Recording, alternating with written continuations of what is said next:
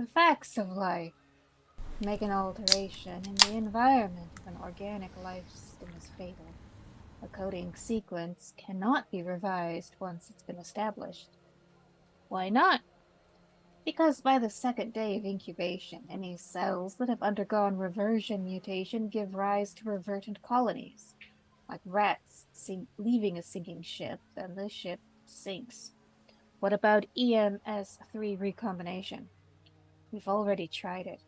Ethyl methane sulfonate as an alkylating agent and potent mutagen. It created a virus so lethal the subject was dead before it even left the table. Then a repressor protein that would block the operating cells. Wouldn't obstruct replication, but it does give rise to an error in replication, so that the newly formed DNA strand carries with it a mutation, and you've got a virus again.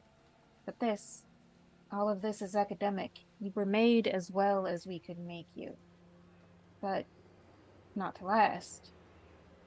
The light that burns twice as bright burns half as long, and you have burned so very, very brightly, Roy. Look at you. You're the prodigal son. You're quite a prize. I've done questionable things, also extraordinary things. Revel in your time. Nothing the god of biomechanics wouldn't let you into heaven for. The last words of Eldon Tyrell, CEO of Tyrell Corp, and his murderer. Hello, and welcome to Electric Memory, a Blade Runner campaign set in the world of the films and using the system published by Free League Press. We are also using the Roll20 virtual tabletop, including the wonderful music provided within the platform. As a content note, spiel, everyone's used to it by now, but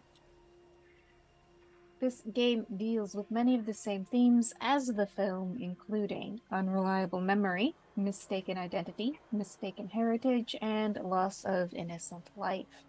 Viewer discretion is thus advised.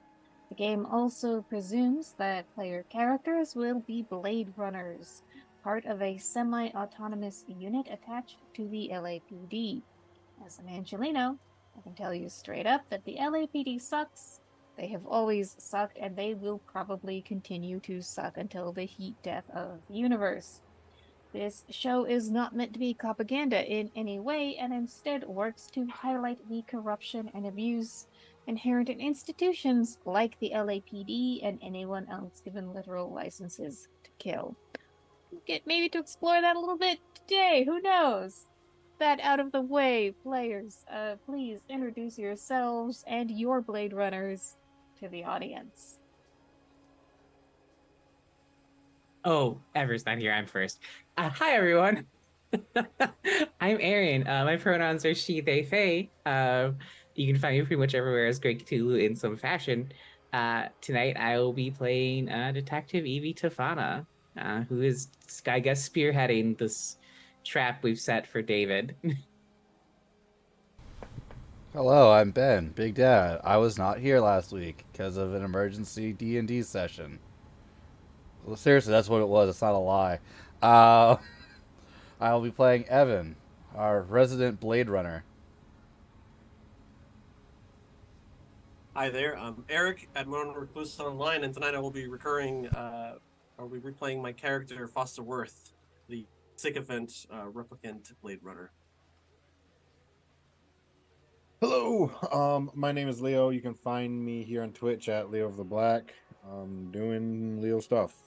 Today I'll be playing Tanner Rigo. Yeah.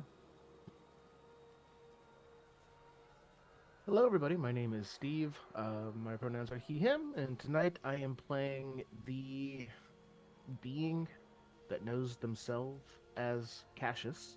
Um, Look, he's figuring it out. You've been Cassius the whole time. You're still Cassius. It's not that different. It's extremely different. Oh, now that I'm suddenly the same as Evan, I'm different. Yeah. Um, No, yeah. So I'm playing Cassius, who is currently trying to figure out the world after learning that he is a replicant. All right, and I'm your game runner. My name is Rachel. I am she, her. This is my channel. Welcome. You can find me Stolen Fires pretty much everywhere else that, any social media that's been in existence more than 5 minutes.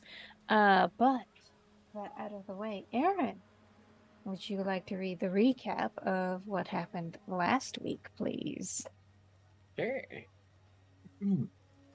Cassius has left the building, leaving Quinn behind. Seems he needs some alone time to process, so Quinn lets him go and sends her team. We have enough to subpoena. The team says it's not time yet to tip their hand, and Quinn agrees. Foster drops Evie off at HQ and drives off. He's got a side mission looking for some old tech, heading off to Doc Badgers. Foster introduces himself to the doc, who is working on something covered in a thick layer of dust. The detective wants some communication devices from pre-blackout. He's offered a ham radio first, but maybe a pager instead? Foster manages to get two. The only thing is that he needs a server and he knows just who to ask. Quinn will be getting the text. At HQ, Evie approaches Quinn in the tech lab. No Neander meeting happened, unfortunately. Just a deal and some threats with Quell. While they're updating each other, Evie gets notified on her KIA about her sister's upgraded care and paid bills.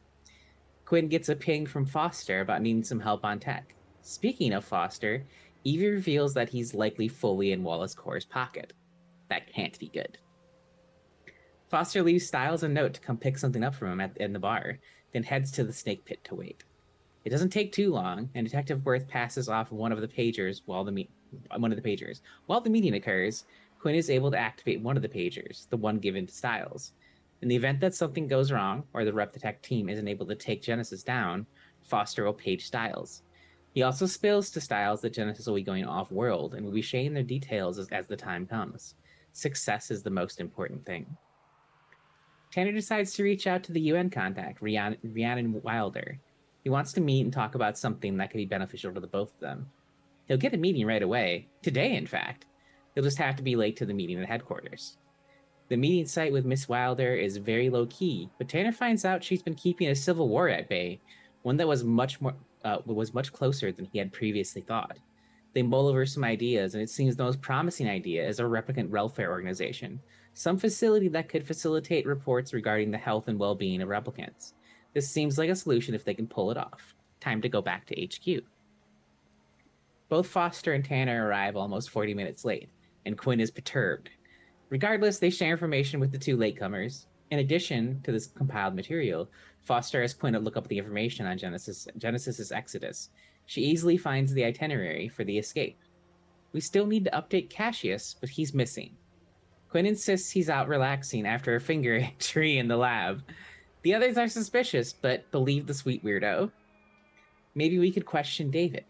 Concerns of him being dangerous surface, but it's safe to say David isn't one of Neander's angels. He may just be one of the experimental models. The plan to spoof Cassius' number to message David for a meeting. He likes classic films and movie theaters, so they'll rig a showing of Casablanca with the alternate ending. David says he'll be there for the midnight showing. We won't arrest or retire him, but use him as our reason to pursue off-world should Genesis escape as well, after all.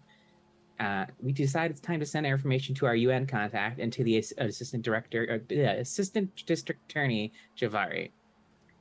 Foster and Quinn make their way to the defunct movie theater with some awkward conversation. It's clear that Quinn is trying to connect with Foster about replicants, but they only succeed in making the conversation a little more weird. Detective Worth lands the spinner on the roof, then the two make their way inside. This Chinese motif theater is clearly in utter disrepair, and detectives do what they can to make it a little workable to make the trick work. Styles approaches Evie in their new meeting place, trying to sneak up on her. Our Them Fatale spots him easily. They both need a favor. Evie wants the contact for Sadie, one of the replicants she helped escape on the moon bus. Styles likes when Braid Runners owe him favors. He'll arrange Dropbox. Urgency is a second favor, and one that Evie is willing to owe. How nice that Styles is now invested in Detective Tafada's continued survival. After a binding handshake, Styles scrungles into Doc Badger's store. In Javari's office, it's clear she's been working late again. Tanner has come to bring some new information from Quinn and Evie. Amara takes notes and delves thoroughly into the contents. They'll need one of the detectives to testify, but it looks like they have a case. Detective Rigo also informs Amara Javari about the idea he sparked with the UN contact about a replicant welfare organization, asking her if perhaps she could help move it forward. She seems to like the idea. The last thing is him asking for advice on the internal affairs investigation. Tanner and Evie arrive individually at the theater for the meeting with David. Suddenly, a ping comes through to the KIAs of Evie and Quinn. They both have a meeting tomorrow afternoon with Quell and Neander Wallace. What a coincidence, right after Tanner's meeting with the ADA.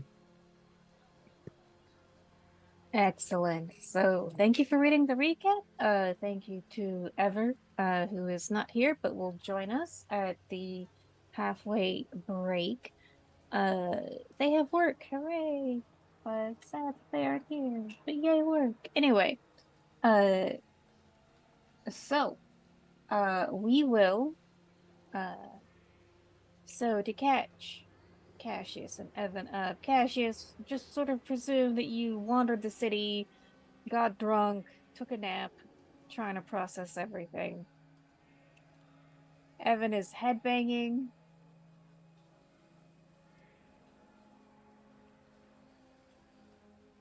What was that? What was that? I had my own hopes for what Evan was doing.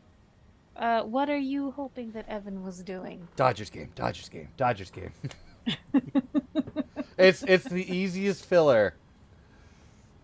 It was an away Sure. game. It was an away game. Away game. I'm not gonna go see the Angels. They fucking suck. You are way too invested in teams that are in a state you don't even live in.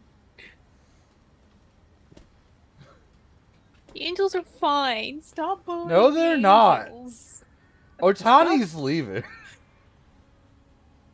Oh my Oh my god. God, All they're right. the whole fan base is gonna cry when that happens. They're It's just gonna go back to amazing. being Dodgers fans.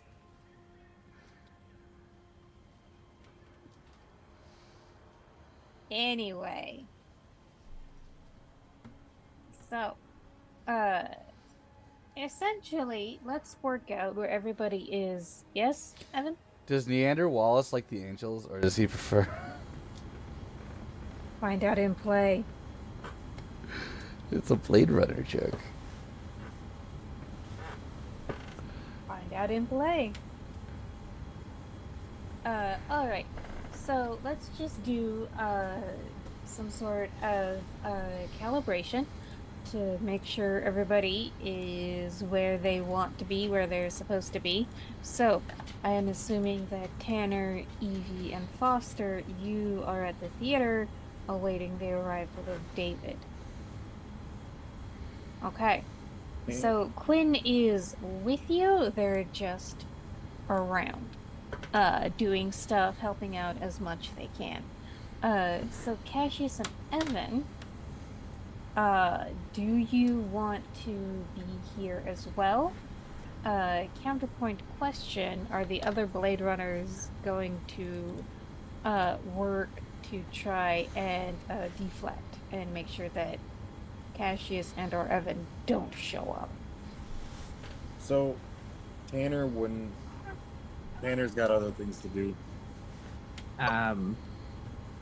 So I don't think Evie would try to deflect Evan, but given we discussed that the friend discussion last week, or Okay. well, that day in game, I think Evie would probably not try to have Cassius there.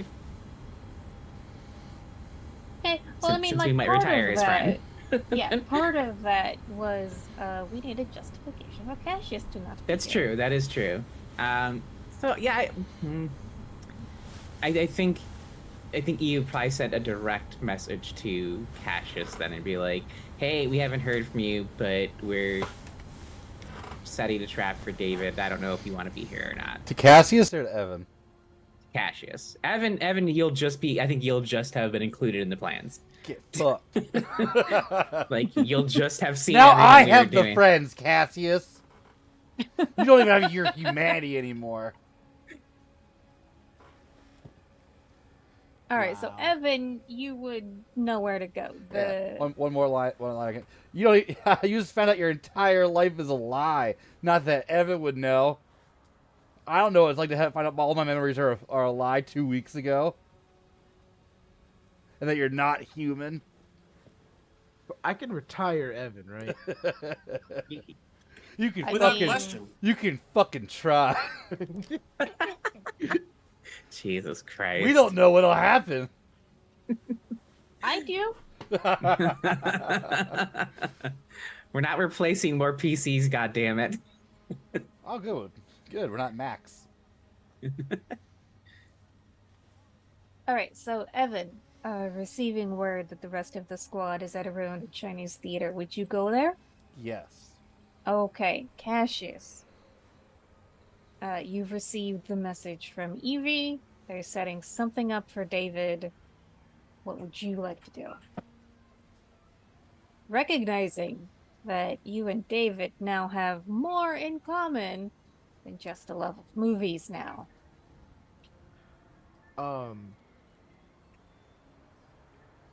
Yes, I've informed that there is a trap, and given the location, which I didn't hear in Evie's original message, So I think Evie's like setting it up to if you want to come, Evie will give you the location, but gotcha. That's what I was Yeah. thinking. Okay. yeah.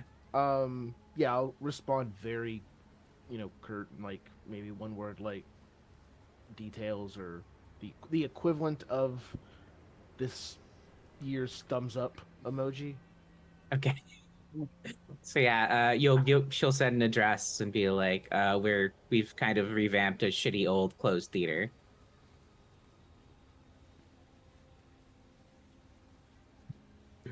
Sorry, I'm trying to keep Grimalkin off of my computer. The gremlin. The You can just- Grimalkin You gremlin. can just pick cats up. It's a little known fact.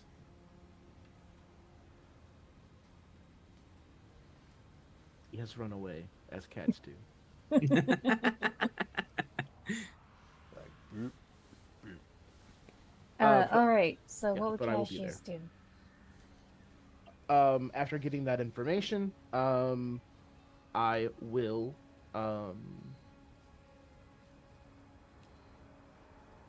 just steel myself for as much as possible. Collect my things. Make sure.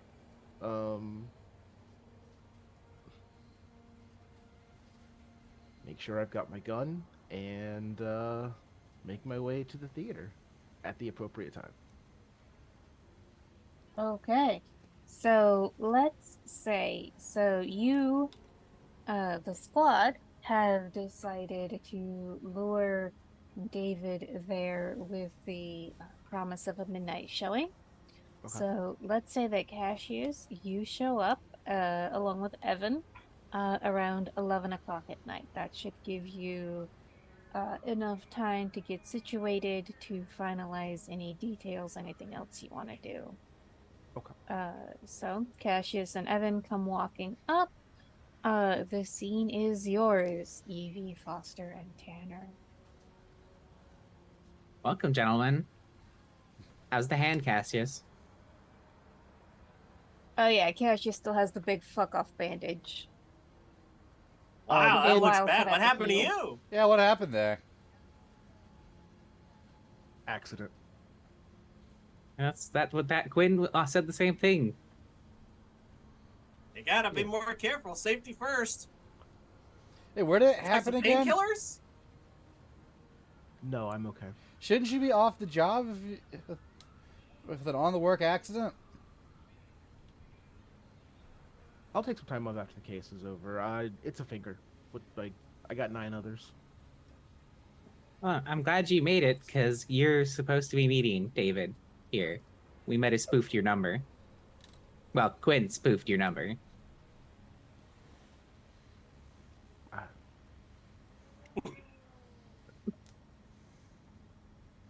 Do you know what he did, David? Do I? Yeah. Have we caught Cassius up to what David did and why we're grabbing I him? don't think you have. Let's catch Evan up. Well, no, Yeah. Okay. well, actually, I do want to respond very quick. I'm so sorry to Tanner. I will just say, does it matter? Yeah, I would say so. David's the one who hired the hit squad for us. What? What? That's actually a twist for me. What? I'm trying not to yell in my basement again. Because that will wake up my wife and child.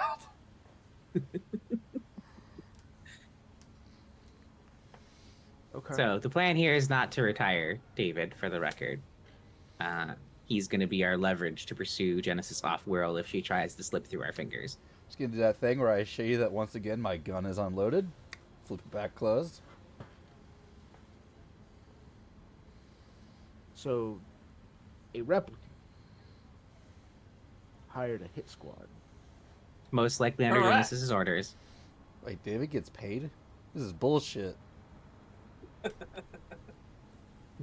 Evan, you get a paycheck too, bud. My Chinian points have not gone up since we started this game.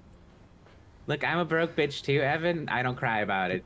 So, stiff upper lip, bud. I want to make sure I'm understanding this correctly. I know I'm a little behind, a little distracted, a little, and you can see that I'm like haven't slept probably in a while, and I'm kind of rougher around the edges than usual. I I think also Evie got know. that I think nice, like hangover sweat going on. yeah, I was gonna say, does Evie even need to roll insight to notice a fucking bender when she sees one? I will give you that you can tell that Cassius has had a Okay. rough night. Yeah, that's all I was. Anything more than No. that would require a roll. No, she's not probing deep. She's just like, I know this. I know this look. Player, I is see letting this it in the morning a very, lot. very clearly out in the open. Yeah. Is this why my So- doorman's been asking me questions? Evan thinks? So actually, I think Evie will pull out a flask and be like, oh, "You want a little hair of the dog, Cassius? Are you good?" I'll make it. Foster leans in and whiffs and goes, I think he's had plenty of dog hair. Thank you, Foster. Always a pleasure. So just again to make sure that I'm caught up and I didn't miss here, David, a replicant, Yes. Yes. tried to kill us, Hired people to kill us. Yes. which legally is trying to kill us, Correct. and we're not retiring on site. No, because David is a small fish, which can lead us to a bigger fish. I would like And to we're know going why fishing. I would like to know why they He's tried got to a point steal there. me. The law is replicants aren't allowed to kill humans. Well, good news, Evan. I'll be able to ask the man himself tomorrow. I have a meeting with Neander Wallace. Oh, good, because I'm really still confused on that part. I guess I'm allowed guests if you want to come meet the megalomaniac himself. So I want to meet God. I mean, if you don't mind. Once in a lifetime opportunity, Evan. Might as well. I mean, hopefully. I mean, it'd be really annoying to meet God a lot of times and find out, like, he's super weird or something. Everybody's I got to mean, make their I- maker sometime. Would God be anything but super weird? Well, listen, I'd like to hope he's really chill and doesn't sit in a weirdly dark room surrounded by some sort of man-made pond that's just really, like, awkward and, like... Oh, he's great. It's- You'll love it when you see his it's little drones. Weirdly dark because he's blind. Listen, I- his, so guests, actually- his guests aren't. His guests aren't. Yeah, His but did say flex. power. You've seen the building. It's a flex. So are we all If- at the theater? Yeah, everyone's here. Yes. I think Ever's monitoring the equipment upstairs. Mm-hmm.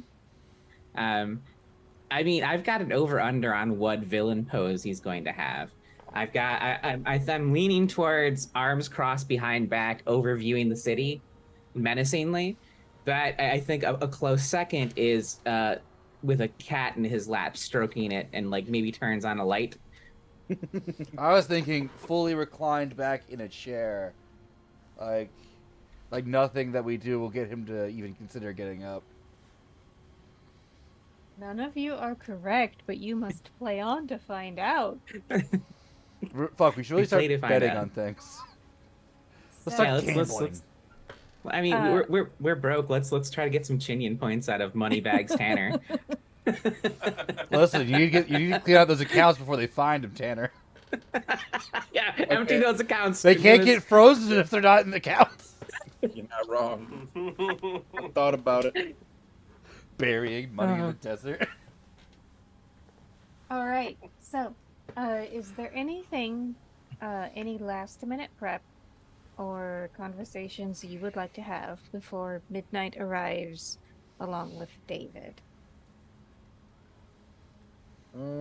I think so. We did get Foster did get us popcorn, right?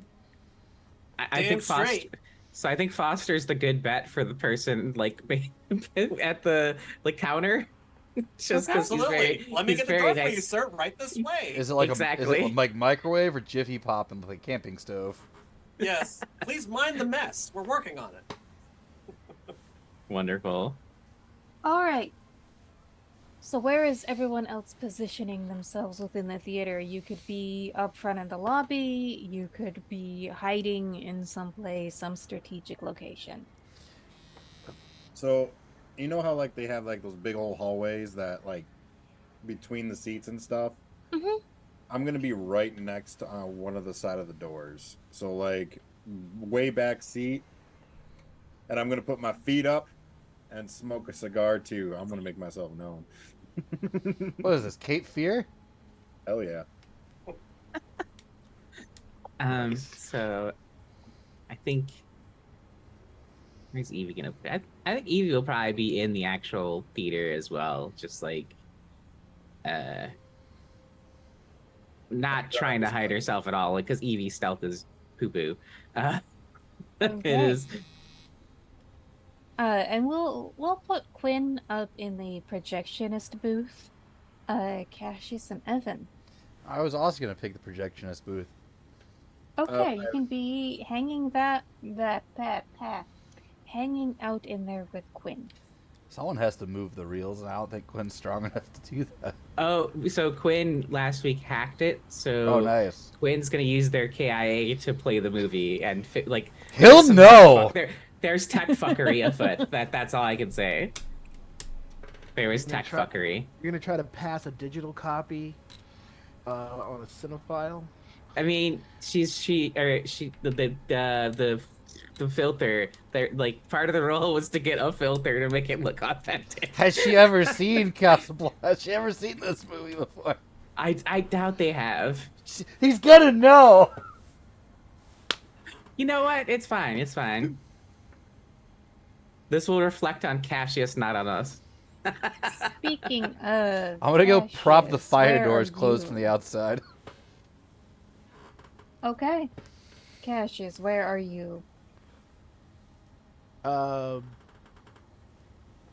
Center row, middle seat. Okay. The best seat in the house. Silhouetted against the white screen that is about to be projected upon. All right. So basically, the only person in the lobby when David arrives is going to be Foster. Oh. Is that correct? Yeah. Sure. Okay. So, around 11:45. Sorry to interrupt. Where is Cassius in doing this? He's in the theater with you. All right, gotcha. All right. So, 11:45 rolls around. And David arrives. Looks like he took a taxi cab to get here. Walks into the lobby. Looks at Foster and just sort of nods. Foster, do you say anything to him? Welcome, sir. Welcome to the brand new midnight grand opening showing of Casablanca, the special ending. I think you're going to find it quite exciting. Right this way, sir. Would you like some popcorn and some refreshments before your movie entertainment? Right this way. No, thank you. I'm fine. I open the door for him and I make sure, like, I walk in front of him to show him where the showing for the movie is going to be. I open I stand aside and any seat you like, sir. Pick anyone you like. All right. So, I rolled insight for David. He got a success and a 1. Mm, So, manipulation. Foster. Push it, David. No, Push it twice. no. So Foster, are you escorting him into the theater? Yeah, absolutely. Okay. All right. And so he walks into this sparsely populated theater. He doesn't necessarily recognize Foster. But he looks around. He recognizes Tanner. He recognizes Cass. He's like, ah, this is quite elaborate, isn't it? Wait until you see the movie. Is there actually going to be a movie? Absolutely. And he like reaches down behind a seat and he brings out a big bucket of popcorn.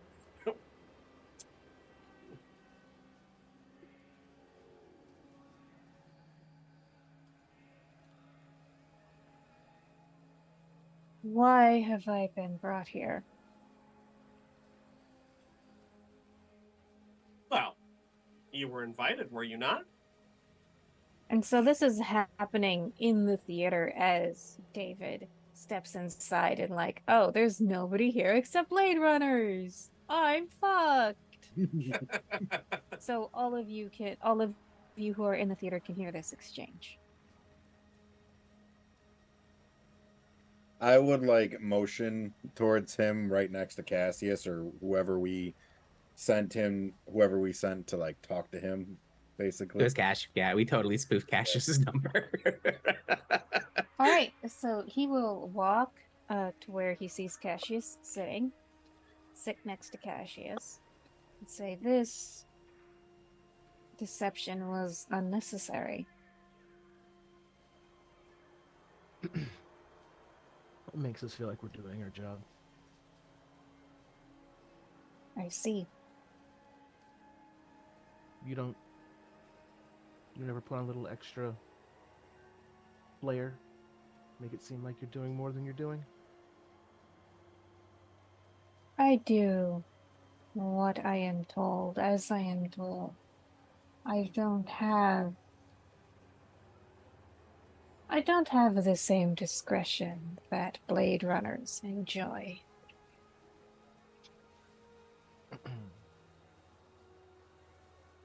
Only do what you're told.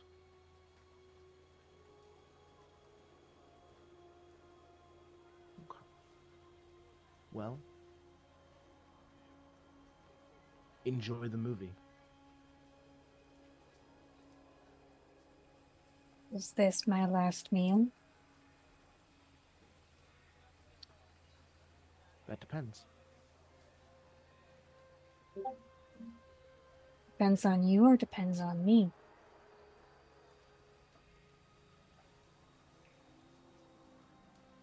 I'm going to give you a choice for the first time in your life. Sit, watch the movie, enjoy. And at the end, I want you to choose if you're going to be a pawn for a new group of people, as you've been this whole time, or if you'll make your own decisions.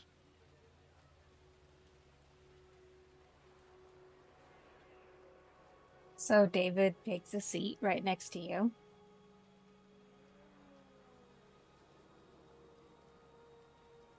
Do any of the rest of you do anything differently or take any action? Evie's paid very close attention to David. Same with Um, Tanner. Tanner really knows that he's probably scared shitless right now, so it's really not in his favor to lie. Since we know Alright. the truth already. That's my opinion anyways. both of you, please give me an insight roll. Oh boy, here we go. I'll I'm gonna stand by push the both door. those. One hand on my popcorn and one hand on my Okay. I'm gonna blaster. push that 4. Oh, never mind. 1 success. All right. So, Evie, uh, David moves very stiffly, almost like a mannequin with joints. He doesn't have any sort of relaxed or casual walk. And even that, even with his posture and the way he moves, you can tell that some part of him is expecting that, like, halfway through the movie, one of you is just gonna shoot him in the back of the head, and that you've put all of this on to be humane about it. That is what you read from his body language. Noted. Tanner, what you read from his body language is that he is unarmed.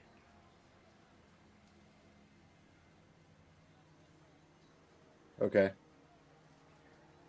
I'm going to text Evie and tell her he's unarmed on my KIA, just in case things go awry. All right. So the lights go down, the curtain goes up for the next hour and a half. Movie magic happens. And you can tell Evie and Tanner, and anyone else who wants to make an insight roll. No, I'll just give you all this for free. You can tell that about halfway through, David sort of loses his fear of death, of being retired, and just gets immersed in the movie, in the story unfolding on screen, in something that is quite literally bigger than himself. And so nobody chooses to interrupt or do anything. Okay. I offer some popcorn. And I'm like, hey, I heard this is the one where she doesn't get away in the end. Spoilers. The one from The Simpsons? All right, you could tell he's a little nervous to accept the popcorn, but then figures you would not drag him all the way out here just to poison him with popcorn. I've been eating it more than halfway through the movie. Come on. Okay. So yeah, you share a carton of popcorn with David. And so I assume Evan and Quinn have very wonderful personal philosophical conversations together in the projectionist booth, which will be lost like tears in the rain because Ever's not here. I was gonna wonder, like, how much do we know about World War II after the blackout? I mean, You history know, books were printed, I so don't know, but so was a lot of stuff though. I would actually say that you would know quite a lot about World War II just because it was preserved, yeah, in print and on film. Do we have Band of Brothers? Is the real no? You have half of it. Oh, sick. Someone at some point recorded it on VHS, and you have half of it. what was the But, other one? Pacific? Pacific wasn't yeah, as good. You probably know more about World War II than you know about Desert Storm. I mean, that's true anyway. That's not true for Fair. me.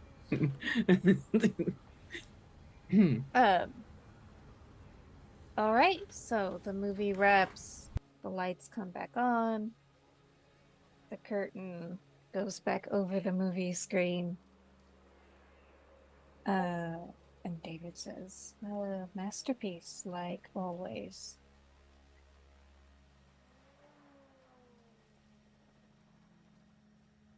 It's exceptional.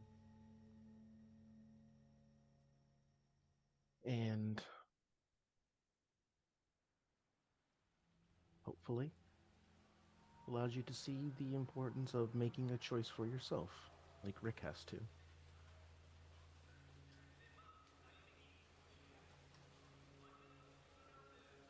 What choice am I being asked to make? We know what happened at the facility and whose name is on the order. But we also know that you, as you mentioned, don't do things without an order. So your choice is work for us and continue to be told what to do, or make a choice for yourself. I am created to serve Genesis Wayland.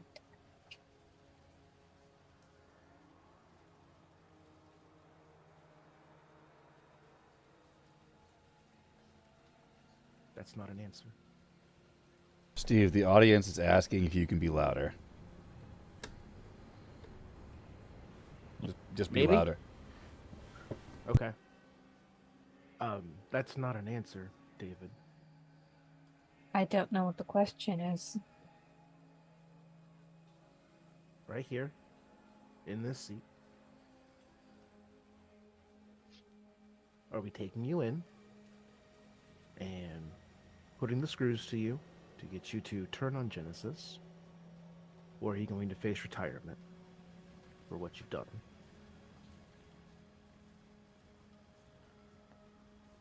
I would prefer not to be retired. And I don't think I've done anything that merits retirement. You hired a hit squad that killed our friend.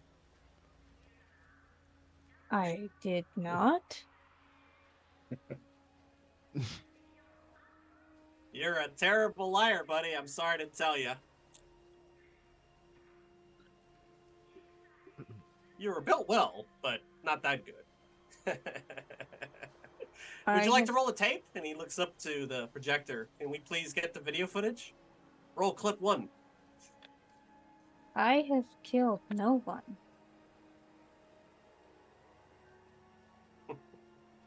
Yeah, but you have the order too. Your I name have- on the check that made those people kill our friend and coworker. Oh, you see, Tanner, you're not going to win this game that David's playing. But I'll engage with you, David. You want to play that game? Sure, you didn't kill anybody. Genesis did. Because just like you said, you just complete orders. You just take orders and carry them out. Is that right? I am not Whose responsible orders? for anything Genesis does.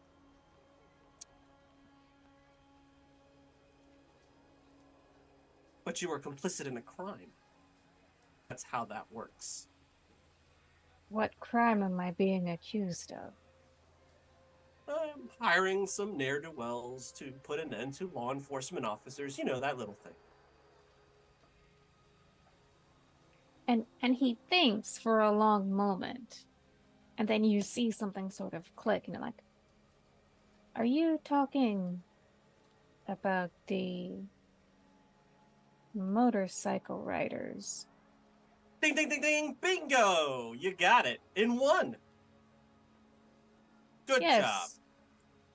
I went to their place of business and Mhm. I spoke to them Mhm. and I gave them an offer for gainful employment as I was instructed to do. Mhm.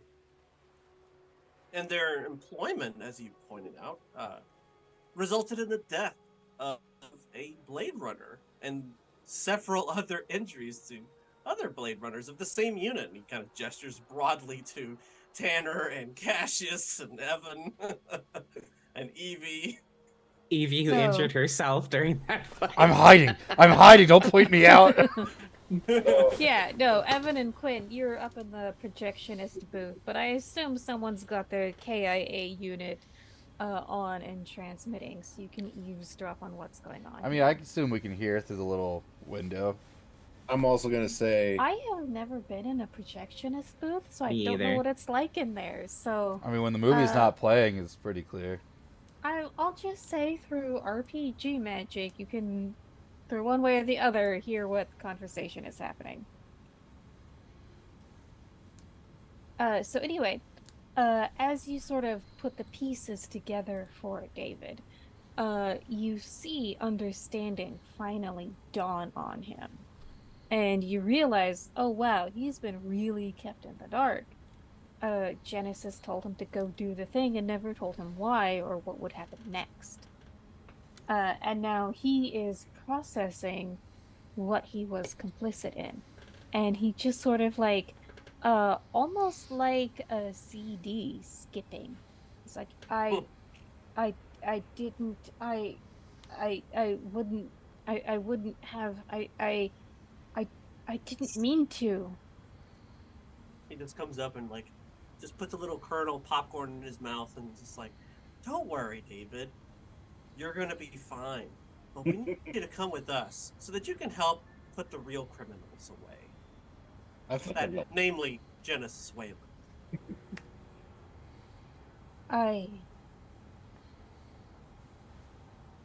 But Genesis, but Wayland, that's my I wanna- programming. I want to audibly load my gun.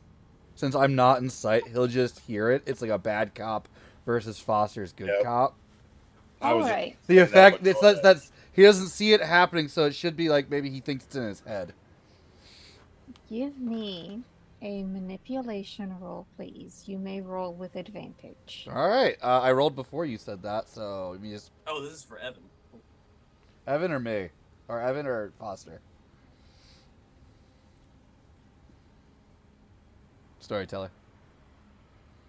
You, because you were the one trying right, to create So I the... clicked first, but I didn't have advantage on. How does that? I mean, I didn't do that. Roll, whatever your highest number die is, you can roll another one of those. Oh, sick. Well, I'm gonna push first. Okay. What the fuck? Oh god. Whoops. Go ahead and push it again, buddy. I got it. Wow, exceptional. Roll And that now big the roll. second push. Hey! You need to roll your big die again too. I'm gonna stick with this. I'm gonna stick with this. Well, no, I'm saying like the D12, the extra D12 you rolled, and you Yeah. push again. You need to roll that again. Hey! Okay. I'm helping. I was Oh, not, yeah. I was not being a gremlin But this my time. I was resolve goes helping. down to 4. Yeah. What's it like So- being at 4 resolve? Yeah. Like I'm near the top of my game.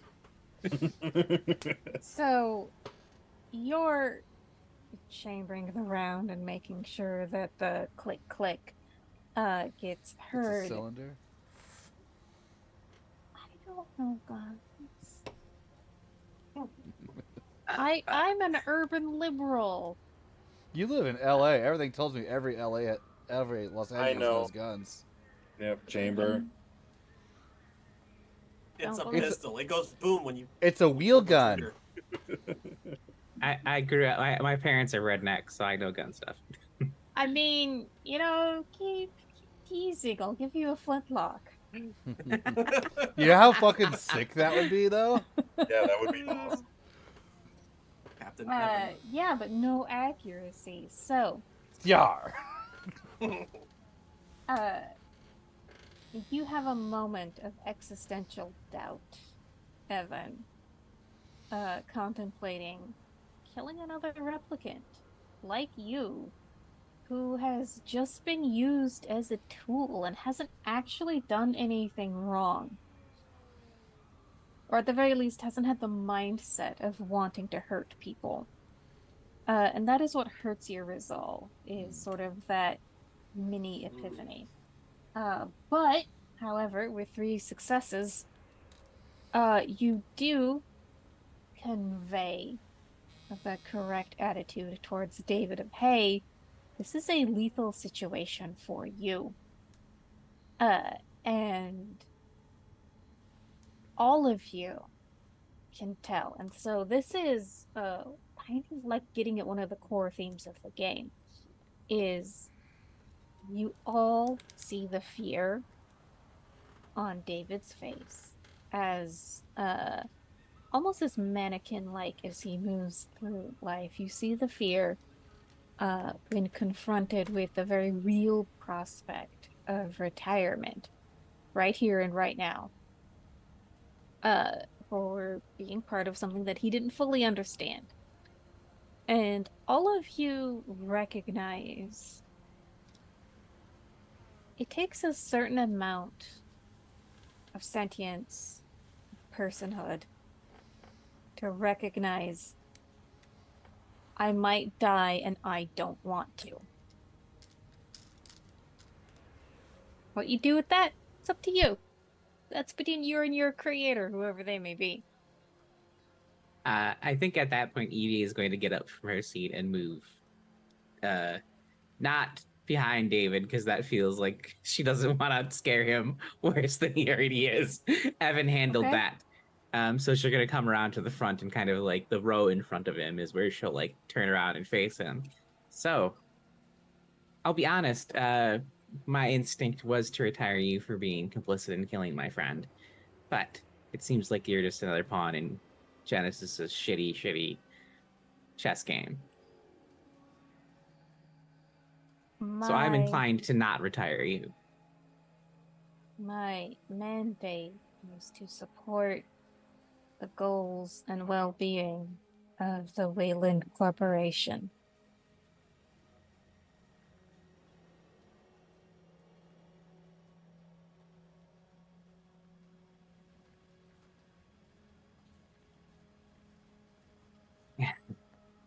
Um, So what happens now? What happens next? well,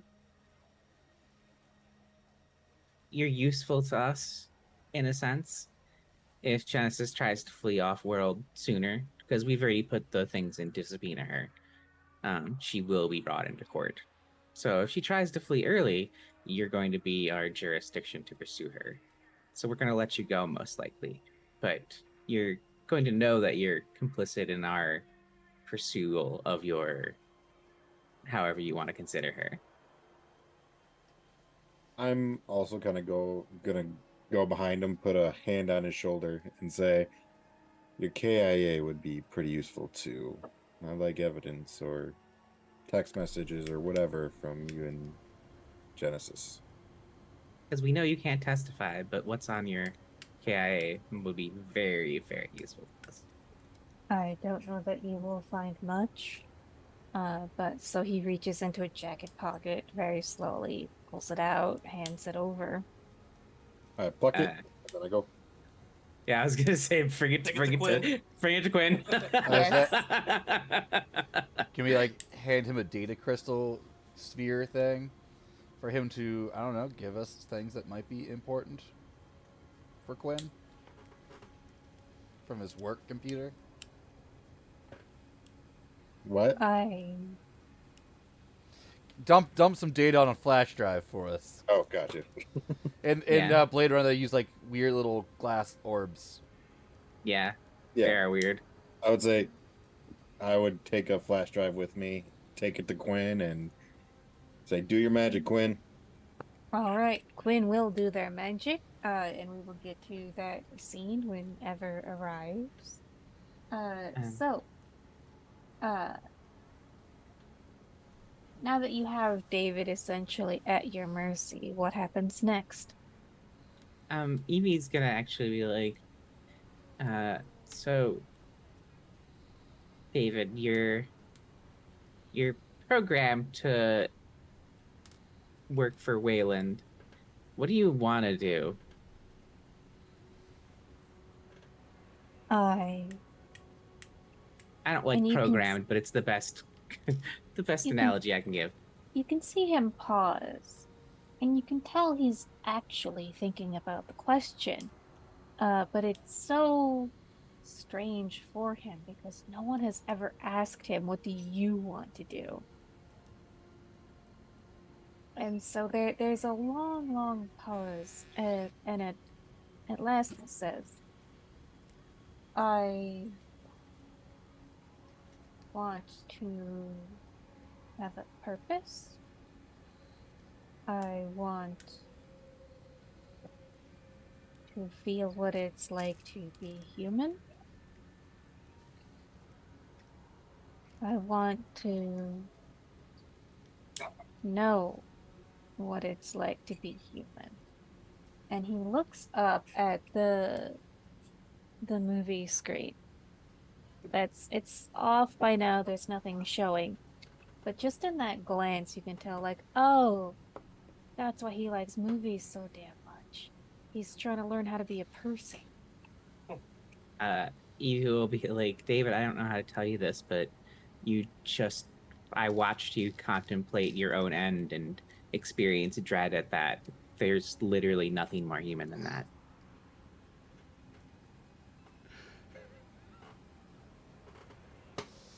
I wish the UN would accept that as evidence.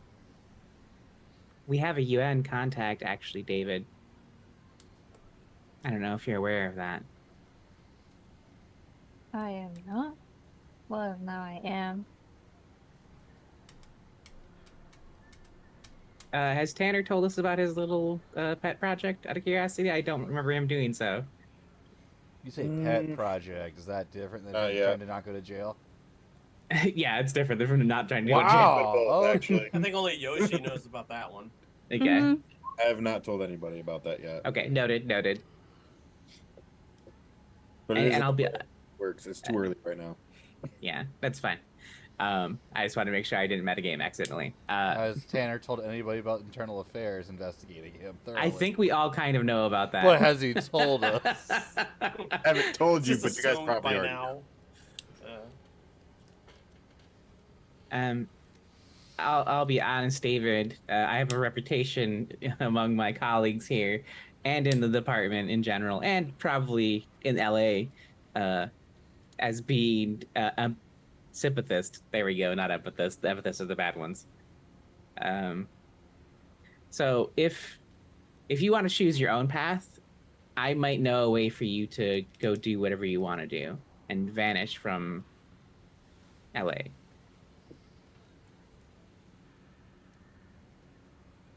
Or if you want to help us with taking down Genesis or whatever you want to do, I'll help you anyway. I can't speak for the rest of my colleagues.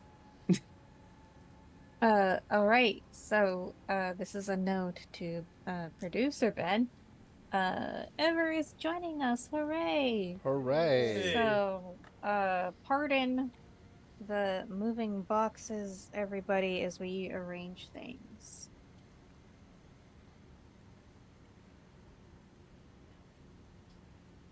Waiting for the internets to kick in. Hooray! Yay. Hooray! Boom, done. It's a friend. It Friend, is a It's friend somebody shaped. friend shaped. All right. So, to catch you up on, they brought David to the theater. Quinn and Evan were in the projectionist booth together. Whatever deep philosophical questions you discussed, will remain lost in the mists of time. It turns out Evan can't follow the plot of movies. Lots of movies. I was just asking Quinn to explain it the whole time. I'm a detective. But you are. Yes. And so, at the end of the movie, there's a confrontation with David, where he's threatened with death, very clearly is afraid of dying, which is a mark of sentience of personhood. Currently, Evie is, gently bullying him, while Tanner has, confiscated David's KIA and has brought it, up to where Quinn is in the projectionist. Hey, can you get any of the information off of this that is useful?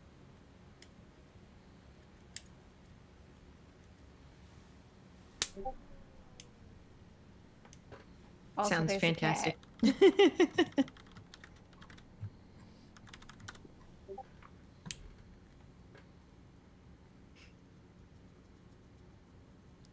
God damn it.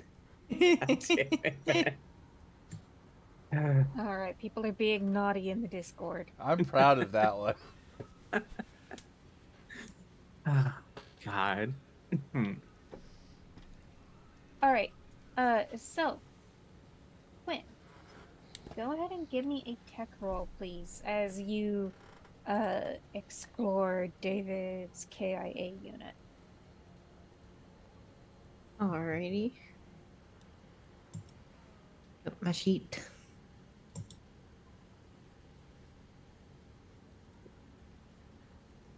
My computer is slow. Do. Everybody stares. Oh no. Do you want to Push, push it? push, Yes. Push. Push. Push it real A good. D12 and a D12. I'm gonna push both of those if possible. It is possible. Here's one. Oh, two. Okay. Why didn't you just use the push button?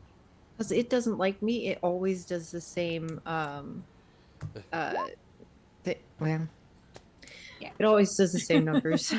Isn't that two? I mean, That is yeah. two. That's two. That's two. Yeah, at least Yeah. it wasn't a 1.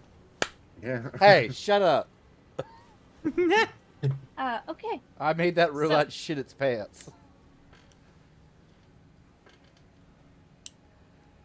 Oh, okay. I see. He's not a robot. I'm allowed to call him that. All right.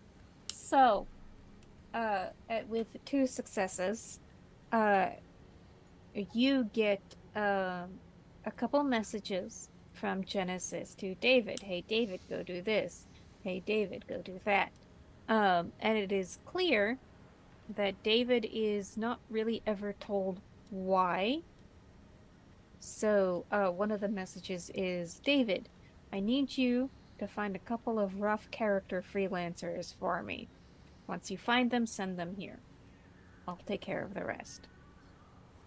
And other things like, hey, don't be on the Wayland campus between these hours. Oh The my hours god, of she the gave him a attack. don't go to school tomorrow message? Yeah. Yes. Oh, we got Okay. this bitch. Making that shit. Yeah, fuck yeah. Oh my god, David, you're pretty cool. Don't go to school tomorrow. Yeah. We got her! We did. We got her. So, it becomes clear,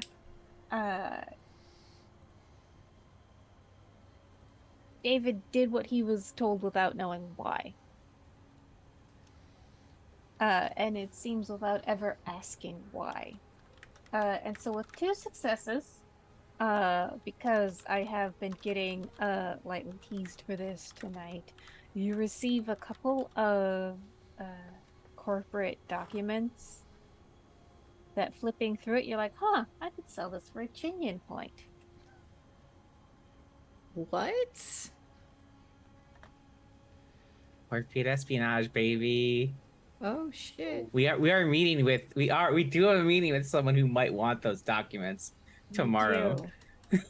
I'd love to see what's on those documents first, though. Tanner, stop it. You're already I mean, met me in trouble.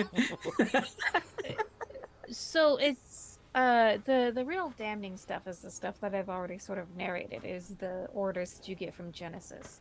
The valuable stuff, it's things like schematics, logistics. It doesn't make sense if you're not a high-level corporate person, but if you are a high-level corporate person, it's super fucking valuable. Well, shit. That's pretty cool. I'm gonna ask Gwen, did you get everything? I don't know. Do you want to double check? Do you want to do the tech? Of course, I got everything. I'm the best. I'm sorry. You're right. You are the best. I'll hand my hand over. Can I get the KA to give it back? Oh yeah, Quinn will hand it back. Okay. And then I'll go back down and give David back his KIA. Okay. All right. So in that case, we will pick up from where we left off. So David is there, still sitting in one of the decaying velvet seats. I'm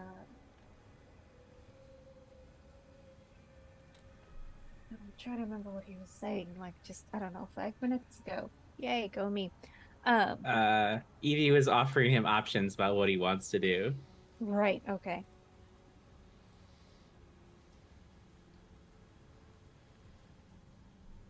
I want to be a person. What if I told you that you already were a person? Would I you believe actually me? shockingly agree with Mr. Worth. Are a person or were a person? He just glances at Evan but doesn't answer and looks back at David. Foster, it's waiting rude to an talk about people in answer. the past tense to their face. 2 people on a planet of 12 billion. I suppose it's a start.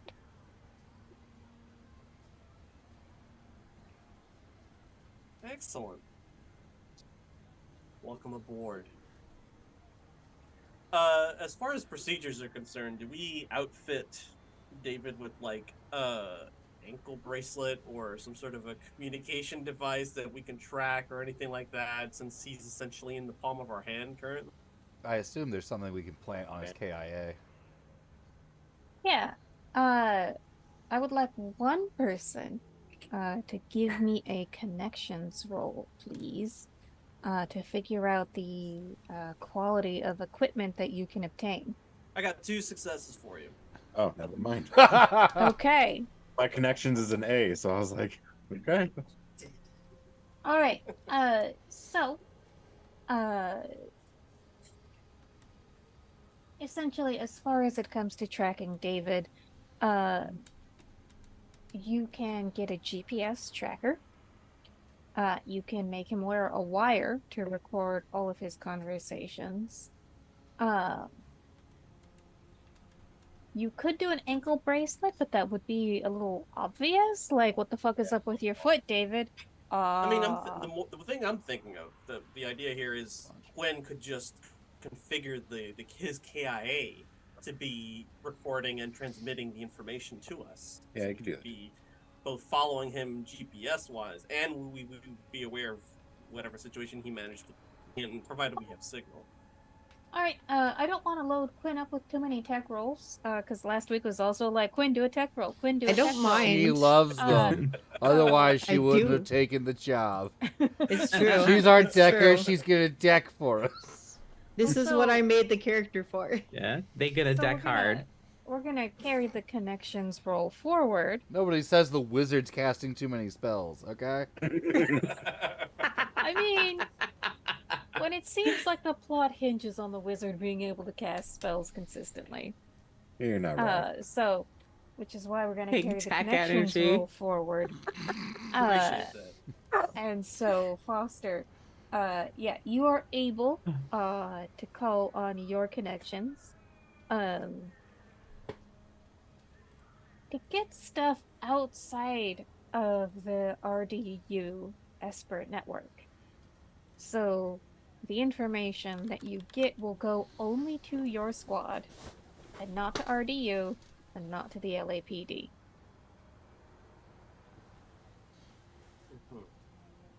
Because you're a little bit shady.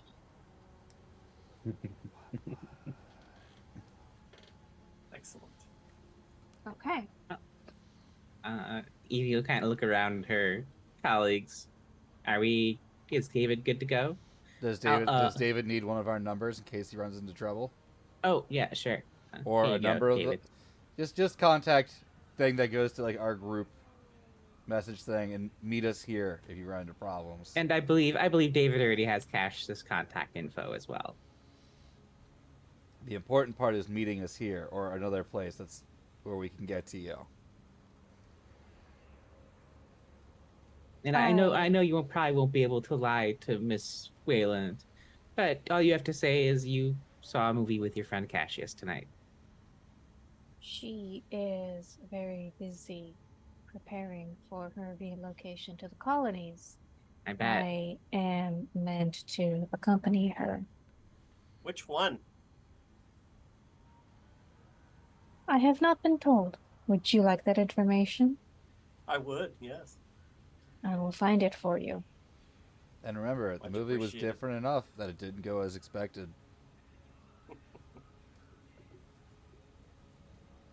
She is very busy. I do not think I will be overly questioned. Wonderful. I do have one request, and that if you wish to speak to me again, he looks around at like the ruined theater and like looks back at you, looks back at Cassius and says, "Just ask me." Mm, I Very kind well. of pipe in and I say, oh, what's a little fear? Got to keep you on your toes, right? And pops you upside the head If gently. Miss Wayland asks me directly if I am working with you, I will not be able to lie to her. No, that's perfectly fine. I'm sure Miss Wayland will find out eventually. Yep. Is there anything more you want from me? You want to find out where she is going? Yes. Yeah. We have secured passage on a moon bus that leaves in several days. It will take us to the space station on Luna. I do not know where we are going after that. Okay. Good to know. Much obliged. A pleasure to meet you. Likewise. I appreciate your cooperation, David. I was not given much of a choice. But you Any still made. last words, Cassius? I tried to give you one.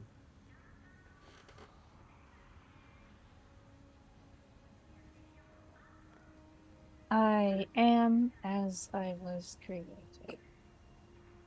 But isn't that all of us? Truly. I'll be honest, David, I would wager some humans would love to be able to pick their memories. I wonder. I have read your holy books mostly out of a sense of curiosity. You believe you were created. They believe, please. I am not religious, David. That's a In crock. fact, I would point to religion as the way to find the most repellent people in human society, usually.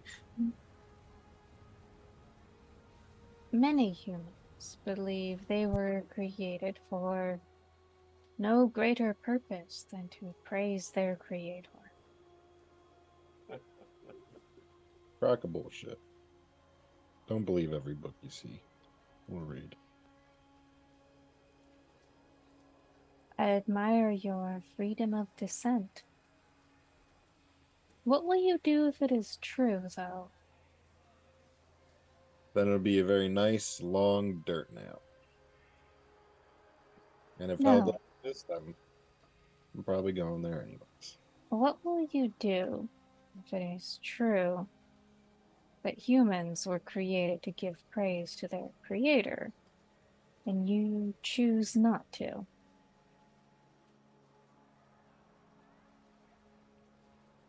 Isn't that the ultimate expression of being human? The ability David. to choose? I'll be honest with you, David. If it turns out there is that particular creator, you'll find me at the front of the lines dragging him off his throne. David, they hate to admit when they're wrong. You won't get an answer out of them. I just gave him an answer, Evan. What the fuck are you talking about? Oh, don't mind him. He needs to go back in for recalibration. And so David will turn to Evan. Will say, if only it were that simple or that easy.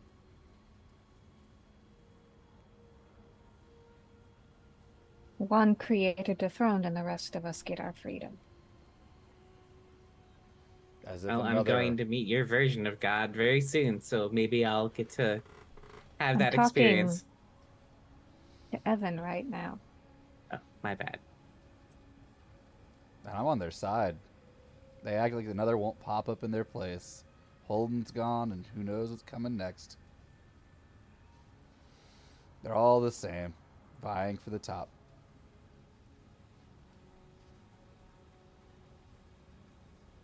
Suppose we are all made in our Creator's image.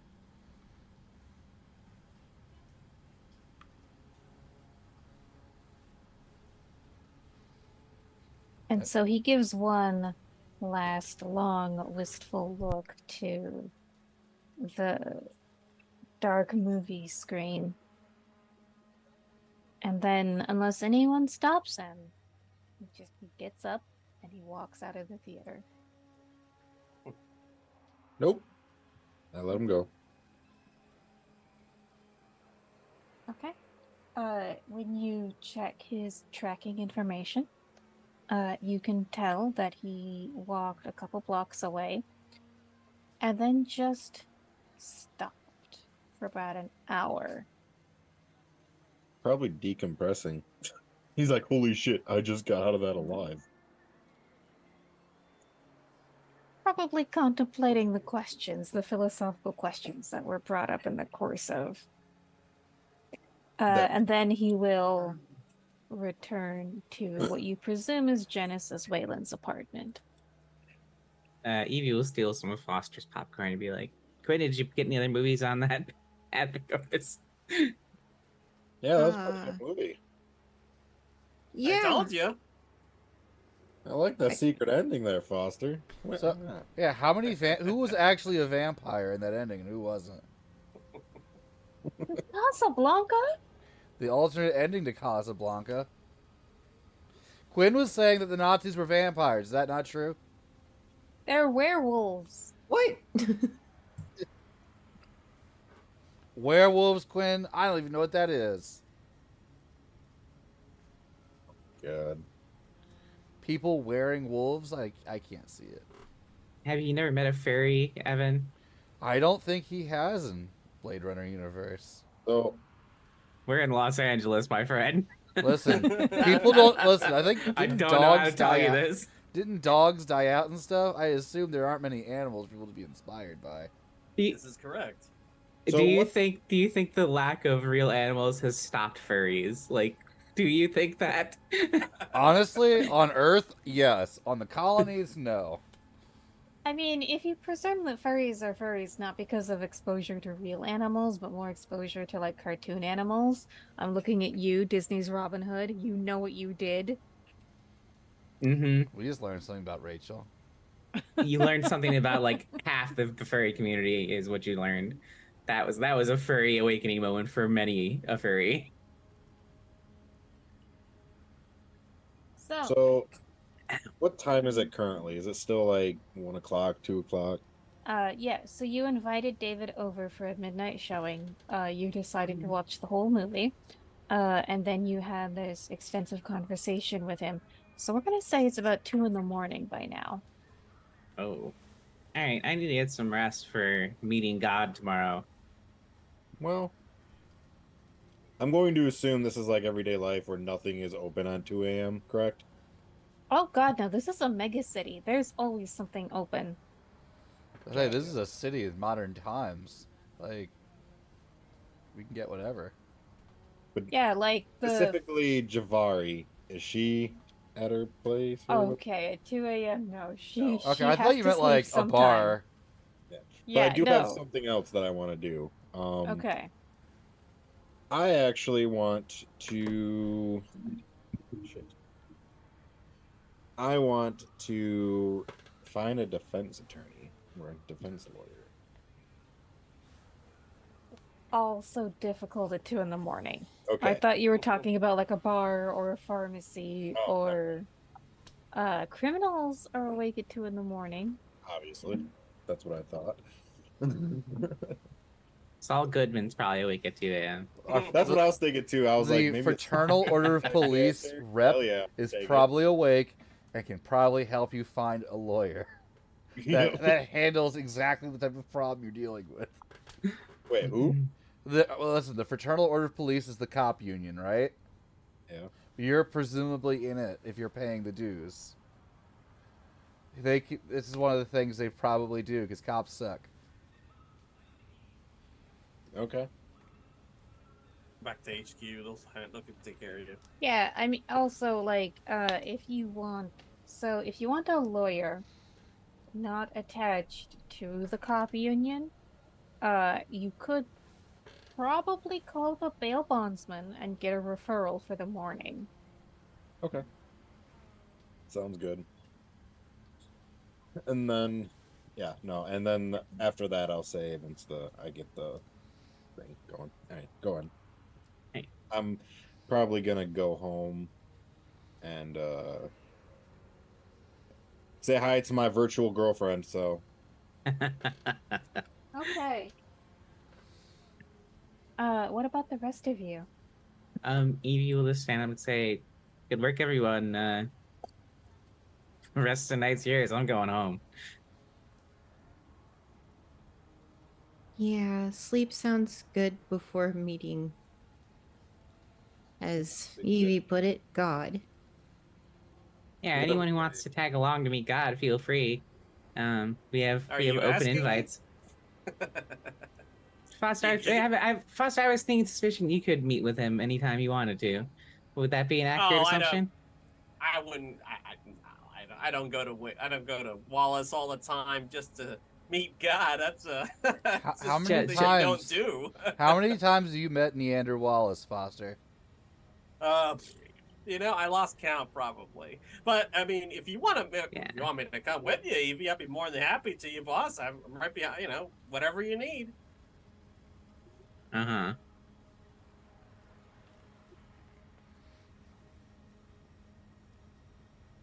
It's like no, like all right, I'm gonna get my happy butt home. All Anybody right. need a ride? Wait, out of character, did Quinn ride here with Foster? Yeah, they did. Okay. I do. Oh, Please. of course. Okay, Evan and Cassius, what about you? Uh, You're also gonna go home, get a good night's sleep? yeah, and Evan's gonna tell him things like, "Listen, the doorman's been saying things to me about you. You need to shave. Can't have no scraggly nine-fingered man running around the apartment building. It's making people ask questions. When they start asking questions, they're gonna start asking questions like, "Hey, does that guy pay rent? How does a Blade Runner afford this? I can't be having that." You're right. I'll head back home. I think we'll be safe. All right. Thanks for letting me stay. Anytime, as long as you shave. Quinn, did you want to have a conversation with Foster or vice versa, on the way to getting dropped off? Yes, actually. How can I help you? Uh, what did Evie mean by you getting to meet God anytime? Well, I'm a replicant, obviously, which means that the Wallace Corporation had something to do with my creation, and regular maintenance, I guess you can call it. Well, I don't know exactly, because normally the only replicants that would be that high up to meet him would be the special ones. Oh, well, I thought as replicants go, we were all special. Are you saying that I'm not? You know what I mean. I don't. The angels, they're made different. Oh, the custom model. Yes. Love and Quill and yeah, there's some David's a custom model too, in a way. Are I you? suppose we've all been customized in one fashion or another, especially me. I've been around for a while. How long? Long enough. 2 years?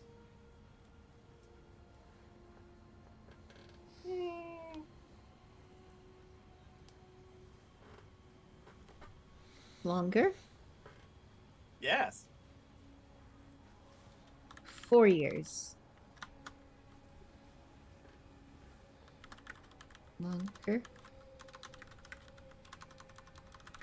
Let's just say that I've been here for about as long as, maybe a little less than Holden has. I've been here for quite a while. I know Tanner.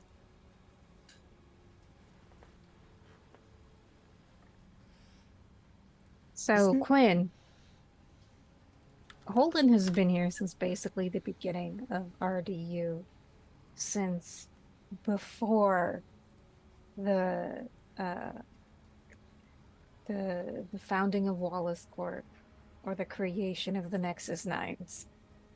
Oh shit.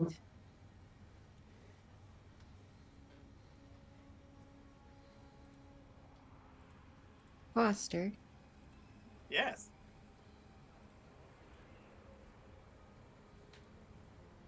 you're not an 8 or a 9, are you? I guess it depends on who you ask. Anybody I've ever dated said I was a solid 10.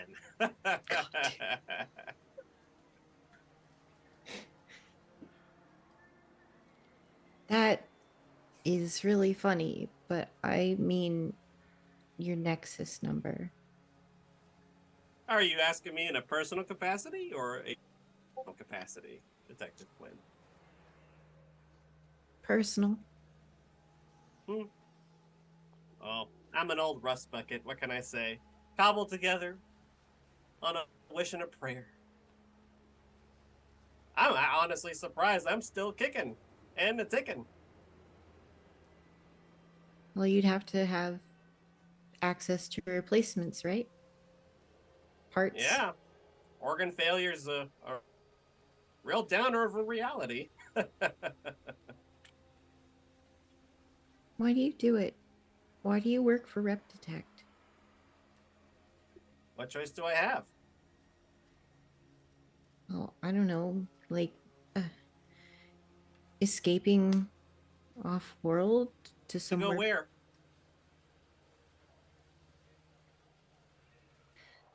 Do you know someplace that's safe? Not really. Hmm. It seems like nowhere's safe. You're right. I guess we're gonna have to keep each other safe, huh? I'm not gonna tell anybody. Thank you so much. How could I repay you? I don't want anything. Are you sure? Yeah, I'm sure. You could have lied to me, or, if you really wanted to keep it secret, you could have just killed me off. We're alone in a spinner. But you didn't. Oh, I am capable of doing that. No way.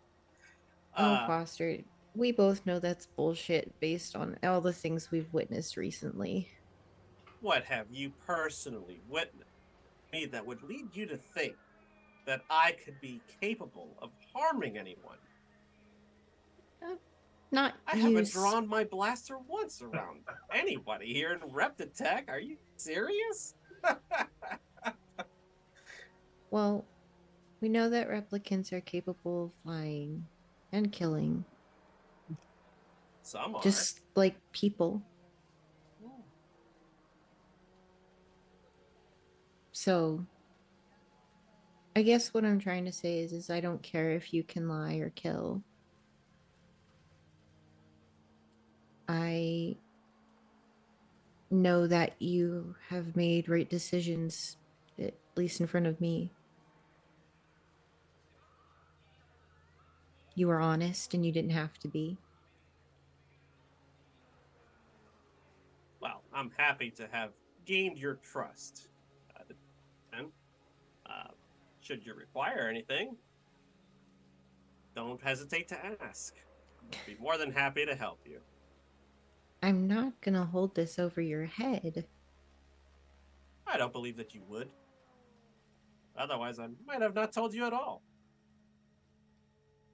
But I think there are certain people on certain of you humans that are angels of your own kind, unique people You can say that cannot be again. replicated.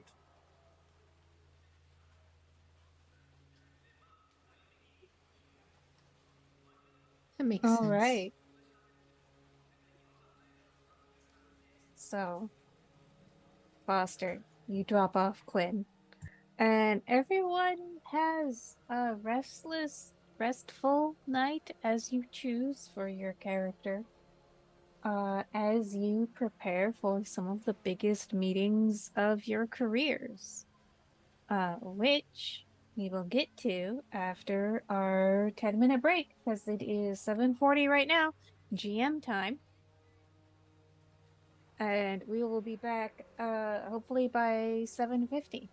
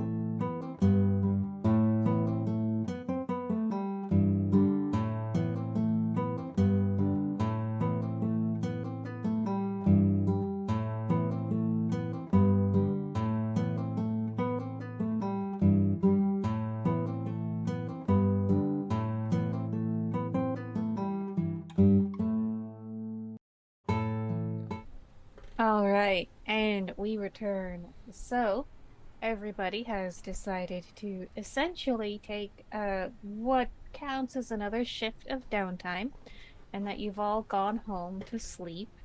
If you're not already at your maximum resolve, you can restore a point of resolve. Maximum resolve. What's that? Back to And restore a point 4. of resolve. Also, yes, Steve is now a dog wearing a hat. But why? Because that's my standard Why picture. not? Okay. It's not my dog. He's All cute. right. Could be. So, you have a couple meetings We do. lined up. So the big one, or maybe not the big one. Well, the big one is the meeting with Neander Wallace. And so, Tanner, you also have an appointment to discuss your current issues with internal affairs. So, I actually have two. One with Javari and the UN, and then that one. okay. All right. So it'll be up to you which one you go to first. Also up to you, up to everyone is if you want to attend these meetings or not, you could just fuck off and go to another Dodgers game. I'll only go if Evie asks me to. I say it. To be fair, it is also Quinn's meeting, so Quinn also has the capacity to invite people. Yeah, Quinn will invite anyone on the team who wants to go. Does Alright, so- Cassius want to come? I'll be driving for two then. Whoa. All right. Foster, is there anyone that you would like to bring? Tanner's got his own entanglements to deal with. Evan didn't seem too keen on going to meet God, so I probably wouldn't invite him. And Cassius is a little broken these days, so he'll just send a nice get well soon card, e-card, and then go with the Quinn and Right. the Evie. Tanner, Yes. are you going to arrange an entourage? I think I would ask Evie. She wanted to come to the UN meeting with us. My question immediately is it going to conflict with my Neander Wallace meeting? I mean, you could ask them to reschedule. If it conflicts, like she'll just be like, unless you want to reschedule, this meeting takes precedence. All right. And then I'll just go by myself. Okay. With Javari, anyways. You know. All right. So this is the meeting in which you arrange for Rhiannon Wilder and ADA Javari to meet each other. Is that correct? Yes. Okay. All right. So, you arrange for a relatively nice cafe. It's up there. You can't quite get a reservation above the 100th floor, but you manage a couple of like the respectable 90s. So it is a very nice cafe, sort of bistro atmosphere. Obviously, not good enough to serve the real stuff. So, a lot of synthetic foods, a lot of Neander Wallace's yeast-based foods. So you get there, and Rhiannon Wilder is already there. Javari is not. And so, sitting at the table, she's already ordered like some appetizers, some bruschetta and olives for herself. It's bruschetta now, god damn it. Same. It's good. Could I do an insight roll to see if Javari's around? This would be observation. Observation, okay. Swear to God, if I get stood up.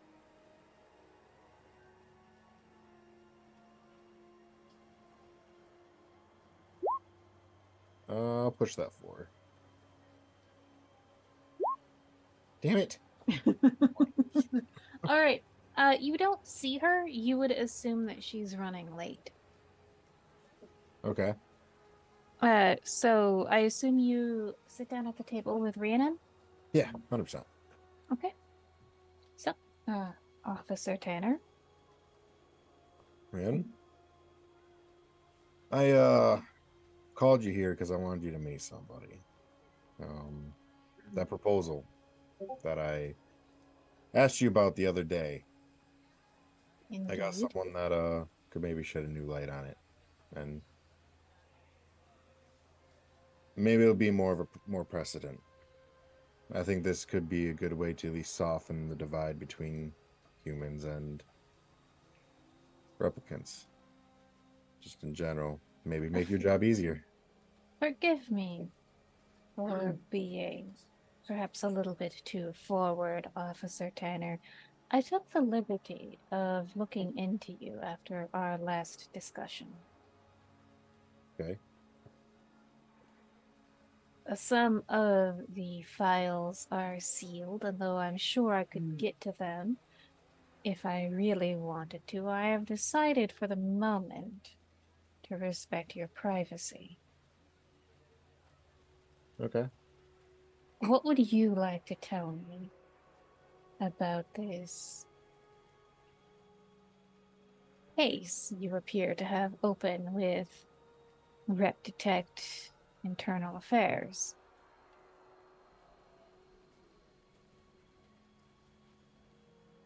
To be honest with you, I would hope. I'm gonna tell you the truth. I helped a friend out. Apparently, that friend was not very good. He kind of stabbed me in the back. I see. Nowhere to be seen, and now he's after me, and he's nowhere to be seen. They've already came and talked to me, if you want to know. Oh, I'm sure they have. What sort of help and what sort of friend?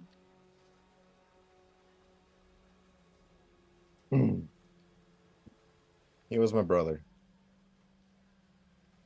I see.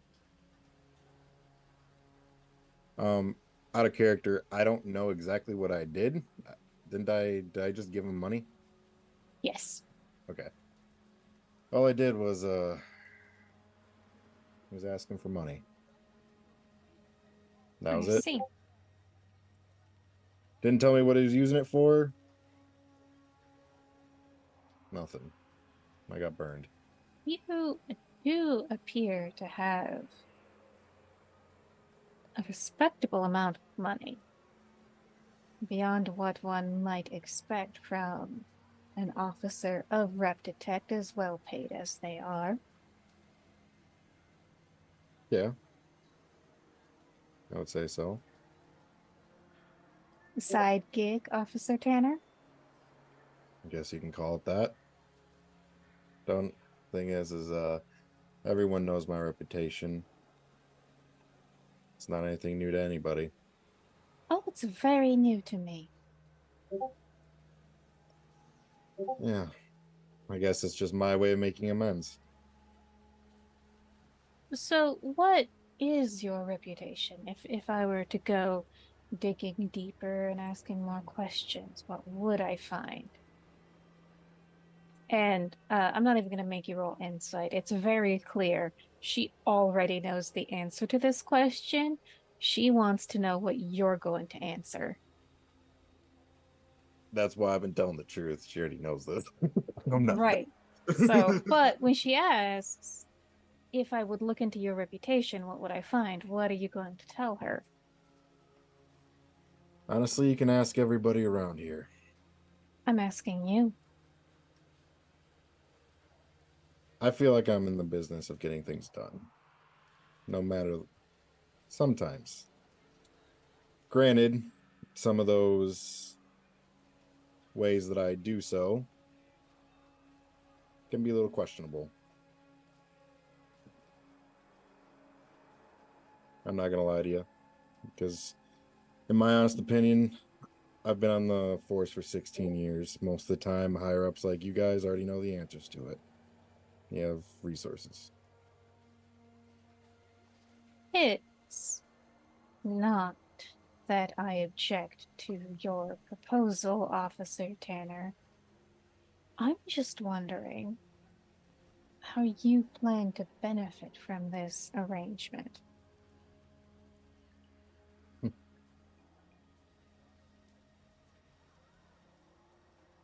To be honest with you, I see the same thing you do. I see a war coming. And Officer Tanner,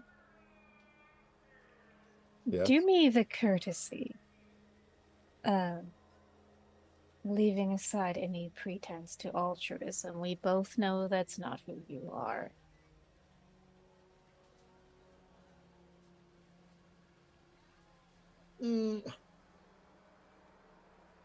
out of character. What exactly is she looking for? So this is kind of a part where I'm gonna let you make up your character. Okay. So essentially your archetype, you chose to be a skimmer who's a dirty cop. Yeah, that makes sense. Okay. I'm trying to find a way to. Okay. So I'm gonna say this. So you know all those Chinian points that you get to Yeah. spend like water because you're a skimmer? This is the bill coming due. Yeah, I know. You see,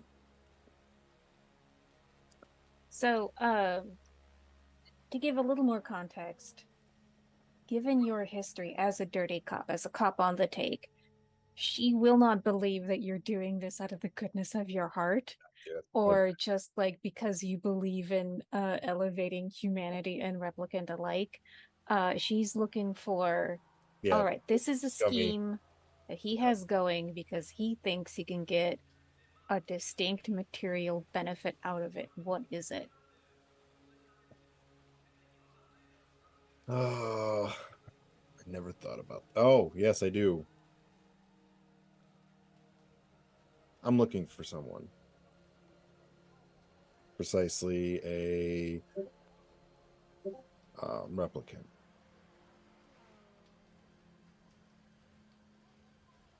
And you need the UN's help? Oh, she kind of just dropped off the face of the earth. Files completely wiped away through our PD. Yeah, through the department. She was like a ghost.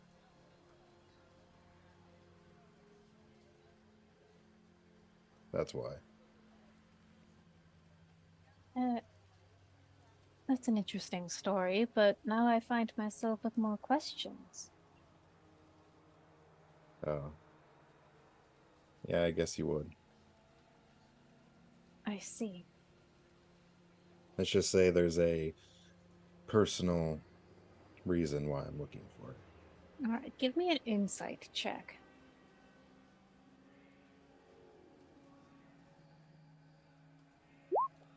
Gee, God damn it. You can Oh, push. got You can one. push. I got one. Okay. All right. So this removes one of your resolve. Yep. It's a good thing you got a good night's sleep last night. I did.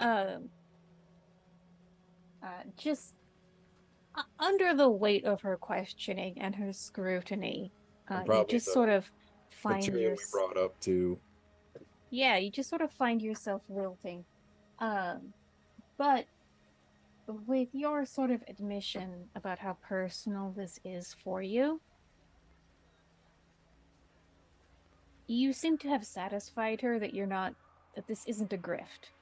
That you're like, look, if I make Earth safer for replicants, maybe my girlfriend comes back to me. Woo. Sorry, I was Lucifer. To a certain extent. Uh, Mm. yeah, and so she doesn't say anything, but you just sort of see this conclusion in her expression and her body language. And so what she does is like, I see. Well, in that case, may we both get what we want. So, you've been telling me. I understand that you want to prevent a war, which is definitely something I 100% agree on. But you haven't really told me what your ulterior motives are in this. May I know? I did just give you something.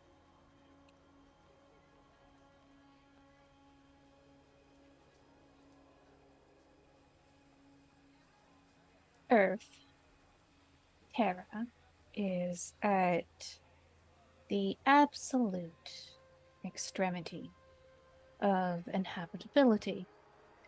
We require millions of hectares of yeast farms to sustain the megacities. Yeah. And should the supply line be disrupted for 3 days, Mr. Ted, that would provoke untold suffering, starvation, privation amongst the many citizens of the city. And historically, people have not suffered such privation quietly. There has always been unrest and disruption.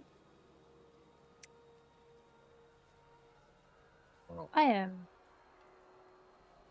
as every human on Terra should be, eternally grateful to Neander Wallace and the strain of nutritional yeast he pioneered. Without that, we would have already gone through the famine and the war cycles that we are trying to forestall.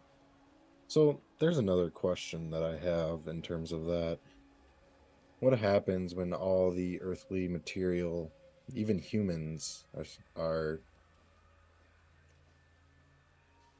starting to dwindle? I wouldn't say dwindle, but go down in general. Replicants are replacing them almost every day. What happens when Precisely. it's only artificial wheat and artificial humans? And that's a thought I had as well. Well, you are correct in that the human birth rate is falling, and it has been falling for some time. It will be perhaps another 10 to 15 years before it starts falling to concerning levels. Fortunately, replicants are not capable of self-reproduction. Yet. Never. Oh boy. See, one thing about me and about the way I am, you can always smell bullshit from a mile away and a scummy person from a mile away. You're naive if you think that that's not something that won't be possible in the future. I suppose you have not had the conversations I have had with Mr. Wallace. However, even if self-replicating replicants were on the horizon, that's at least another 50, 60 years into the future. Yeah, you may be right. By which point we hope to restore the human birth rate to something sustainable. Here's another question as well. We're also missing the factor of nature as well. For example, let's say humans experiment on a new type of animal They release it into the wild. Nature does its course. Did you know some frogs could actually reverse their sex so that they can You procreate? say release into the wild, Officer Tanner, as if there was any wild left on this planet. I guess it's more of a example than anything else. I promise you, Officer Tanner, I know that you have probably not left Los Angeles in the course of your life, which is as intended, as designed, as civically planned.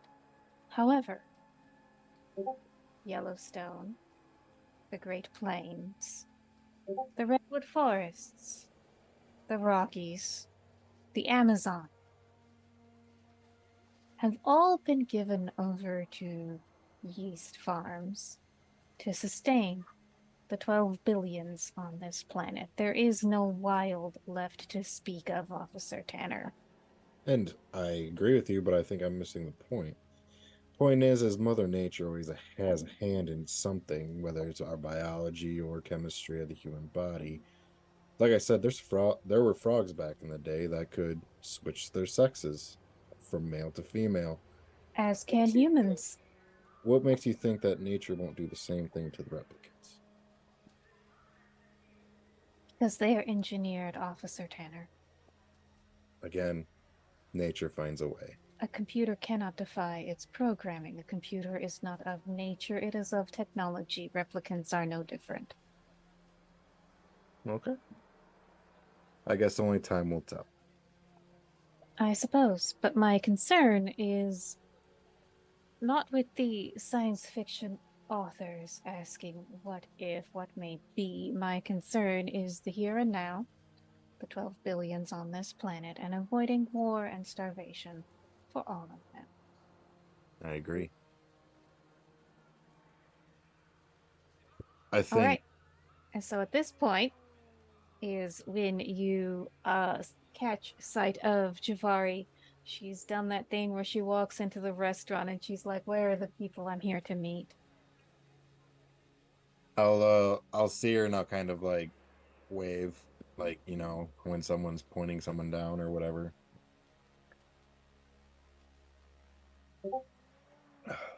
All right. So she sees you, waves, and come down, joins your table, takes a long drink of water. Ah, yes. So sorry. Sorry I'm late. You are Rhiannon Wilder from the UN? And so they sort of have this kind of awkward greeting, made awkward mostly because Jafari is showing up late. And then so she sits down, says, "Ah, Officer Tanner. Yes, Jafari? well, I'm happy to be here. I I can't stay very long. I've got a court appearance in oh goodness, 44 minutes. I hope you don't mind, Miss Wilder. But please tell me, how can I help?"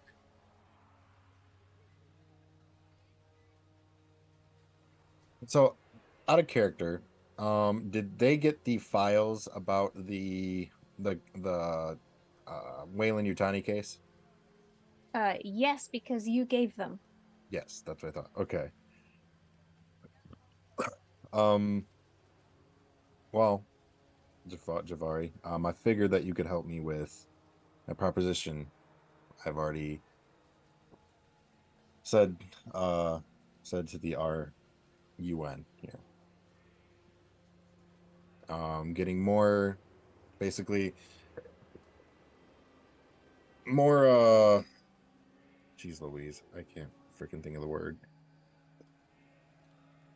Getting more, I guess, rights, to be able to do our job through the Blade Runner, through the department, and protecting more of the replicants' rights in general. I feel like if we were able to make some of these companies more accountable and having more power to do that would help greatly. Especially being between the tensions and humans and replicants right now. I see. Uh, Well, I am absolutely willing to carry anything you wish up the flagpole. I'm very, very busy in my assistant DA role, but what did you have in mind? And so go ahead and give me uh manipulation, please, Tanner. Manipulation. Yeah, so there's no real communication role. Okay, that's Yep. respectable. Do you care to push that? Oh, that's a D8. I wouldn't push it, but I this is wouldn't me. push A that. No. 1 in 8 chance of getting an 8, a 1 Of in no 8 better, chance of of getting a no 1. better It's success. 50-50. No, don't I listen got to her. 6. It No. doesn't help you to push. No, it doesn't. We're good. No, that's a D10, not a D8.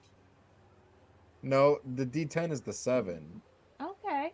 So that's a 3. That's 30% chance, technically. Oh no, it's still That's- just 1 in 10 of you to Yeah. get a better result. Yeah, no. I'll get 2.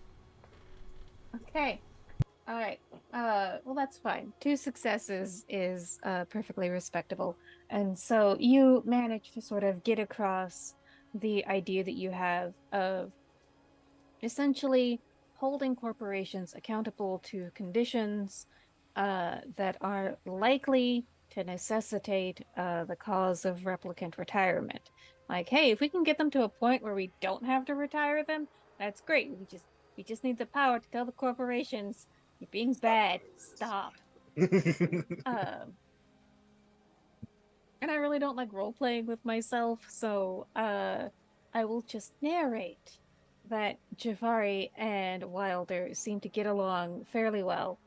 And you can tell that they're sort of connecting over their shared ideals of, even though they're both in very, very different positions and have very, very different jobs, they're still motivated by a desire to make conditions better for all the humans on Earth. Wilder was talking to you about the threat of essentially economic or systemic collapse and billions of people across the planet suffering. She doesn't want that. And Javari is sort of motivated by the same thing. It's a little more localized. Instead of the planetary 12 billions, she only has to worry about the billion in Los Angeles, but she still cares about them just as much. And so you will probably still have a lot of glad heading to do. And the thing that is made apparent to you is that they're going to make you the face of this movement as the officer of Rep Detect. In part also because you didn't bring anyone with you. So you're the only person they have. Yeah, you're not wrong. God damn it, Evie. That's why I wanted you. Did you really want Evie as the face of this? Really? No, you're Evie's right. got too much Would you heat want on dirty her. cop? Would you want a dirty cop as that too? That's That's like ask calling me, the bro. Listen, we just gotta beat the rap now. You haven't appeared on a magazine cover yet. Yep, you're not wrong. You're not wrong. I'm still marketable. That's Evie So- is not. The lunch meeting ends with Rhiannon saying, "Well, thank you for your time, officer. As I believe has been made incredibly apparent, we will need you as the face of this. I strongly recommend resolving your career issues before the media spotlight turns its face on you. I would also recommend, as I understand it, there are, in fact, replicants within RDU, are there not? Yeah, there are. You're going to want to have a replicant partner to make appearances with, to show the best that replicants have to offer for law and order. Agreed. I'm sure you have candidates in mind. Sure. I look forward to meeting them. I'm sure you will. So, once you have those 2 issues resolved, I look forward to taking the next steps. 7-4. Have a good day. And I look at Javari and I say thank you, and I hope your court goes well. Oh, yes. All right. This judge is a stickler for being on time. I have to leave. It was so nice to meet you. It was so nice to meet you. Here's my card. Here's my card. No, you already have my contact information. Whatever. Have it again. Give it to someone else. Yes. I will see both of you, at some point in the very near future. Have a good day. Also, during this whole conversation, I would have given her the other flash drive that we got from David at one point. Okay. Or should I wait on that? Well, so are you talking about the information that you pulled from his KIA Yeah, unit? the information. Yeah. Okay. Quinn did not make copies of that. Okay. Never mind then. Well, I will give you a tech roll to have your own copy made. Okay. Cool. 2. Cool. All right. So yes, you have given them a plethora of information that they can use to blackmail. Excuse me. Wayland Yutani in particular. Blackmail. I'm gonna put her in jail, but okay. Or yes, jail. Yeah. This sort of supports the subpoena arrangement going on. Which we will deal at some point in the future, but not right now because other people have other matters to deal with. Agreed. So, Evie and Quinn.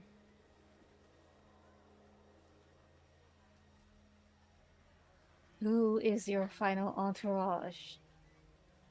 Evie doesn't. I mean, Quinnery invited everyone, but I don't think Evie was going to.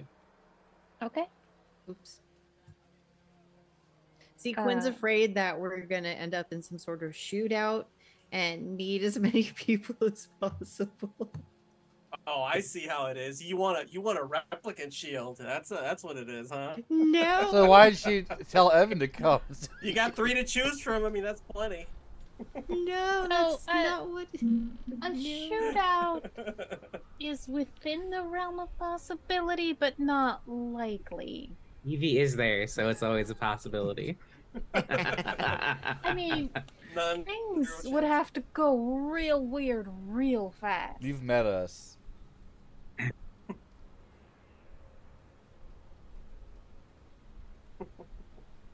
All right.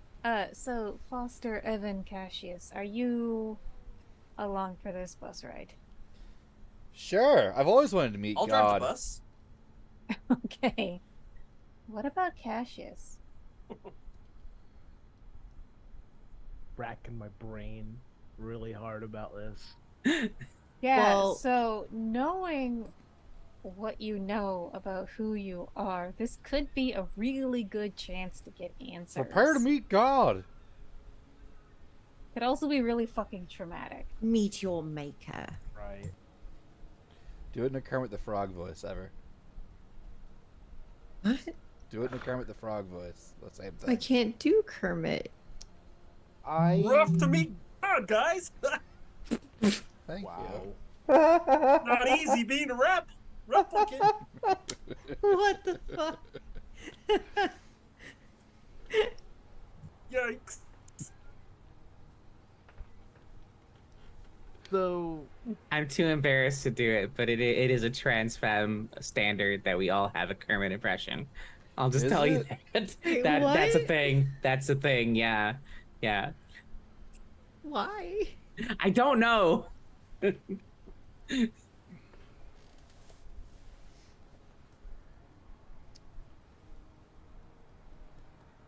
so just to confirm, it's Evie, Quinn, Evan, and Foster all going? Yes. Okay. Then Cassius will abstain. Because I don't Oh. think going like that. Even though Quinn suspects violence might break out and she wants backup. I'm not gonna get into a gunfight with Viander. I want to see You Viander. can cover Quinn as she Yeah. gets out. Yeah, come on, Cassius of the 9 Fingers, join us. Come on, Neander might have some stuff left over from Project Mayhem. Yeah. Yeah, you could get a new finger. Hell, you could give him the finger. Okay, that's good. Explain this, fucker. I was gonna say, how do you know which one's the middle one when you only got four on one hand? That's a. Well, I mean,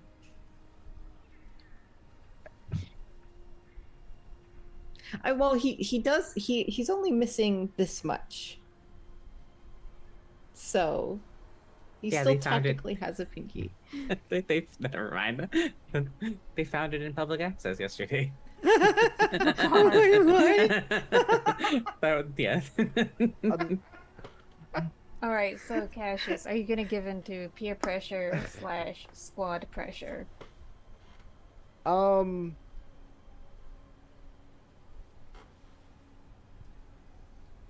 Okay. I know I'm removing myself from the scene, so I just want to acknowledge that ahead of time. But thought process here is I are you actually pressuring me to go? Like in character? No, Evie out is of not. character, I am. Okay, alright. Then okay, that's what I was like, okay. That's what no.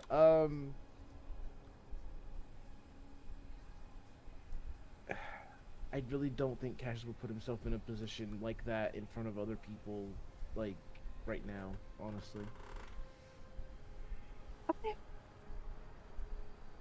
So, what would you like to do while everyone else is, while Tanner's doing his thing, so this and is everyone next. else? This is next day, right? This is the morning. Yes. Okay. So after the movie theater, would have continued kind of just walking the streets, like kind of just zoned out. I think we had the conversation with Evan where I'm gonna go back to my apartment.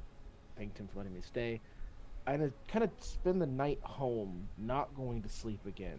Like just again, just kind of floating through, and I'm spending time looking at all of the mementos that are in my apartment, the photos and the Mhm. different things that make up, you know, these lives. And I see, a picture of me as a kid, with the, all of those things, and I'm gonna gather up everything, Okay. every memento, everything that um stands out from my past. I'm gonna take it out into the balcony and burn it. Okay. The only thing I don't burn is the trench coat that I kept from my key memory / key item. I will keep Okay. the coat. But I am destroying every other aspect of my past.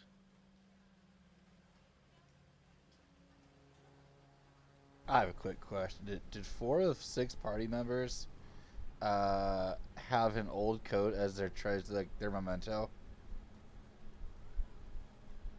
Because Dutch I did. don't. know. I thought Evie now had Dutch's coat. Evie as her- has Dutch's coat, but it's not a memento for her. I so- mean, symbolically, in terms of game mechanics, Okay. her memento is something was like- wildly different. there's like 10 options, and like half of us got an old coat. And I got it. I rolled an old coat.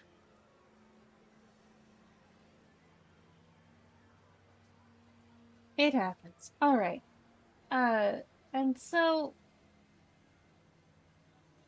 your memory keeps going back to that key memory, to that replicant who wanted you to help him. Right. And something has changed. When you remember, so you remember being a teenager when all of this happened, an adolescent. Mhm. And you're not sure when you revisit this memory if it was always this way or if something has changed. Because when you think of the replicant, that adolescent you was supposed to be helping, the replicant has your face.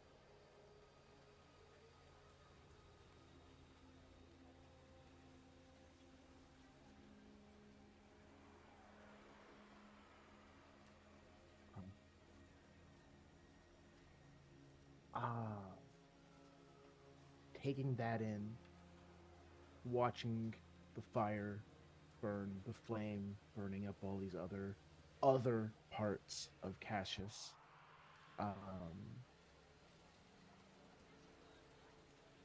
Starts to become morning, and sun's cresting. I will watch those things go away in smoke. I will turn around, and remembering that, seeing my face as the replicant, processing all of these things, I will put on the coat. Okay. I will grab my gun, grab my badge, and go to work. Okay.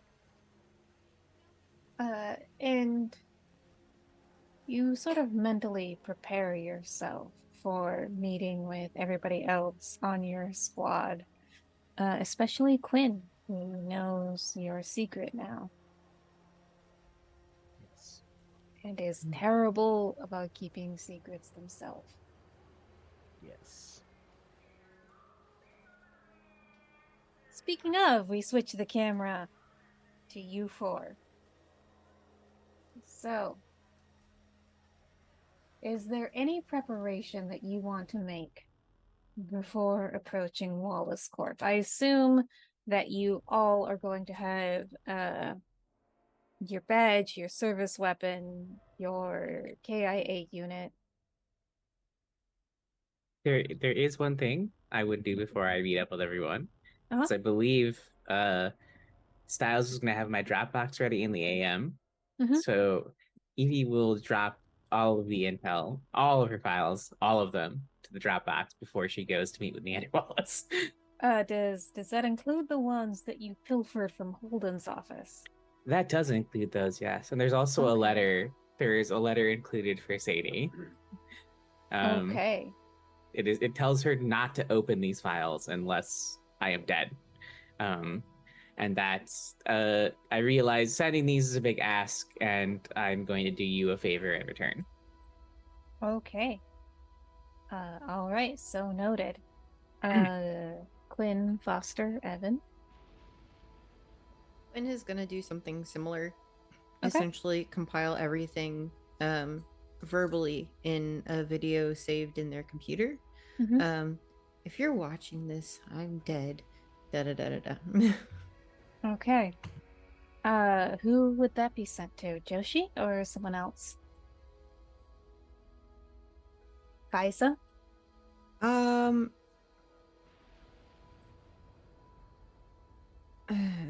so trying to think of like a technology version of a Dead Man Switch that would send that out. I don't know if that's possible. Those exist. There's like websites where you have to enter a code Yeah. in every so often, Yeah, or that's else it gets sent out. It's literally what Evie set up if she doesn't enter a code Yeah, at a certain time. you can absolutely program your KIA. This isn't even a tech role. It's just if I don't click off every 24 hours, this automatically gets sent to Holmst. Whoomst. It's gonna get sent to Joshi and Fiza and the rest of the squad. All right, sounds good. Foster, Oops. Evan. Sorry, I was gonna say just one more thing real quick. Evie's also going to collect the 2 thumb drives she copied of Holden's files. She does owe those to Quell still. All right, what about Foster, Evan? Any prep work? Well, my testimony is inadmissible in court, really. So, gonna actually make sure my gun's loaded this time. Okay. I don't. Yeah, the humans have that the testimony handled. All right, what about Foster? I don't think I have anything to add to what's going on at Wallace Corporation. I think I'm just there to mitigate any possible real or imagined damage that may be flying at the investigators should they fly off the handle, so to speak. You're there to stop gun and mouth disease. Exactly. Maybe. All right. So, all 4 of you are brought to Wallace Corp. And the receptionist there is been briefed, been told to expect you. And you are led to the express executive elevator. Which is, again, it is like everything else here. It is spacious, it is clean, it is well lit. The air quality in here is fantastic. They have some pretty high grade air filters going on to scrub the air of all the shit polluting it outside. Wow, I haven't operated one of these in a long time. Look at all the cool buttons. Going up? Yes, of course, sir. And so you are brought up not just to the 100th floor, but to the 200th floor.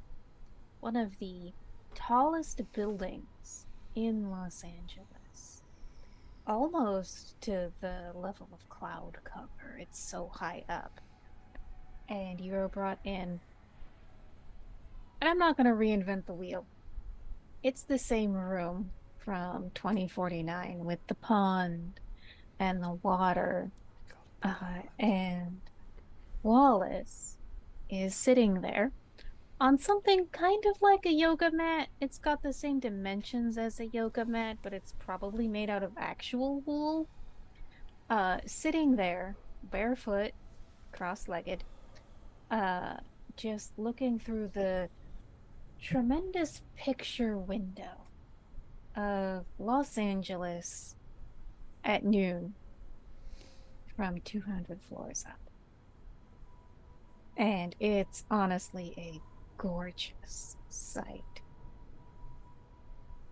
Evie leans over to Evans, like, good thing we didn't bet. We both would have been wrong. Right? I told you. I told you. Who would have thought he wouldn't have gone for leather, like a leather chair or something? Equally outside of our price range. He is clearly attempting to impress you, impose upon you, give you the impression of what a spiritual man he is, clearly.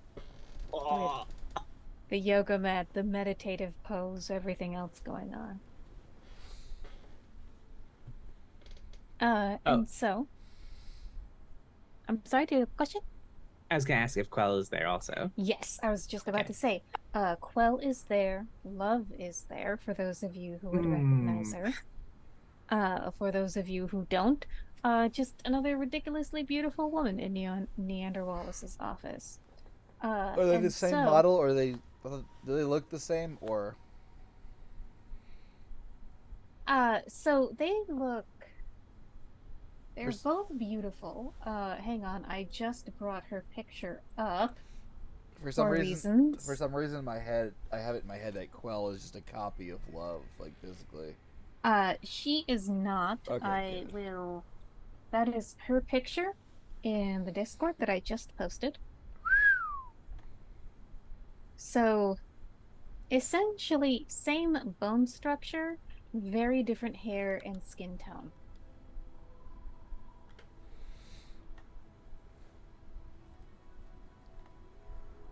I'll hold the doors open. Gentlemen, ladies, friends, come on in. And then I'll shut the doors behind them. All right, and so from the seated figure on the floor, welcome to Olympus. Me. Rep detect. And so he gets up and he walks towards you. Because I have heard so much about what you Scourges of Heaven have been up to. Ooh, Scourge of Heaven. I love that title. Take it then with my blessing. I don't know that there's room for that in your rep detect hierarchy, though. That's alright. I'll have something made personally for myself. And so as Good he morning, walks, Mr. Wallace. you can see he is blind. He has silver prosthetic eyes. which you've seen pictures of him, all of you, published in various newspapers, magazines, etc., etc. But this is the first time that you've seen him in person. Foster, maybe not. Maybe you've Not seen not him before. I say not Evie either. And so you see that there are two scars coming across his eyes and the bridge of his nose. As if what took his eyes was not disease, but an attack, an accident, who knows?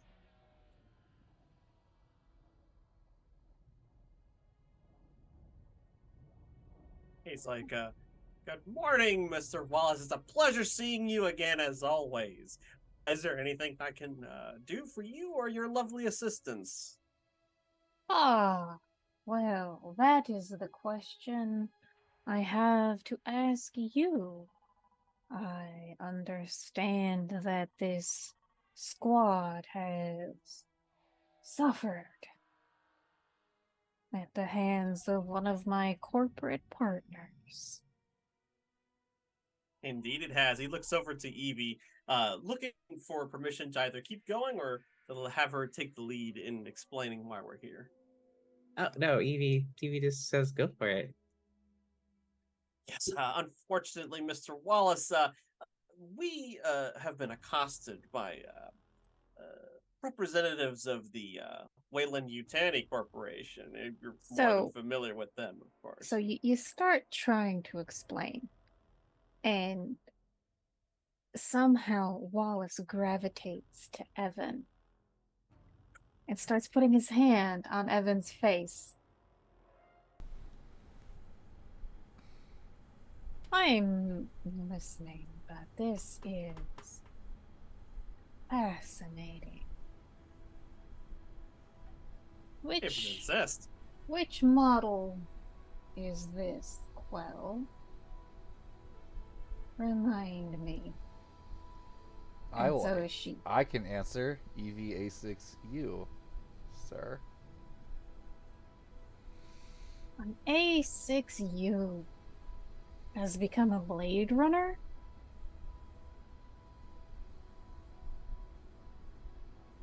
That's right. Your resilience impresses me. And he says that with just this dripping arrogance, like this should be the most validating thing you've ever heard in your life.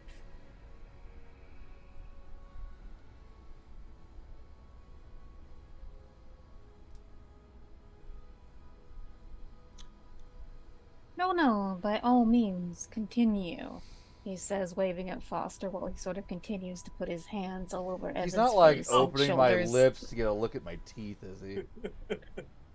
No, well, so it's essentially the way that blind people sort of get the feeling of how you look. So he's just patting his hands lightly across your face, or like maybe like pushing your cheeks up a little bit to see how much like spring they have. It just comes Um, across a little differently when you're a replicant. It does, but like no, he's just sort of like, I'm looking at your face with my hands. Okay. I didn't mean to interrupt, Mr. Wallace, but as you wish. We were assaulted by some hired guns, which were purchased by your competitors over at Wayland Yutani.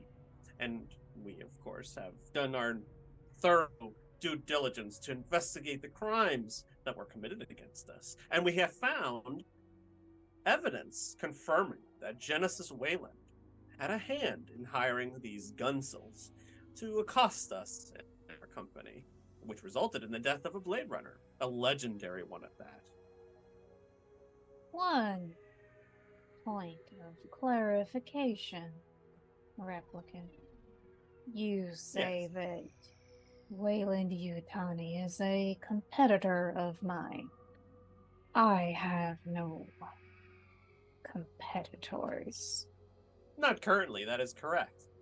However, it seems that Wayland Yutani has been expanding their portfolio. All of their plans and goals are reliant on my own plans and goals. For now, we share the same one. Humanity and replicant alike, spreading through the stars. We deserve more than just the 9 colonies we have been given. We deserve the opportunity to leave this solar system entirely, and indeed, does not our very survival hinge on us escaping this?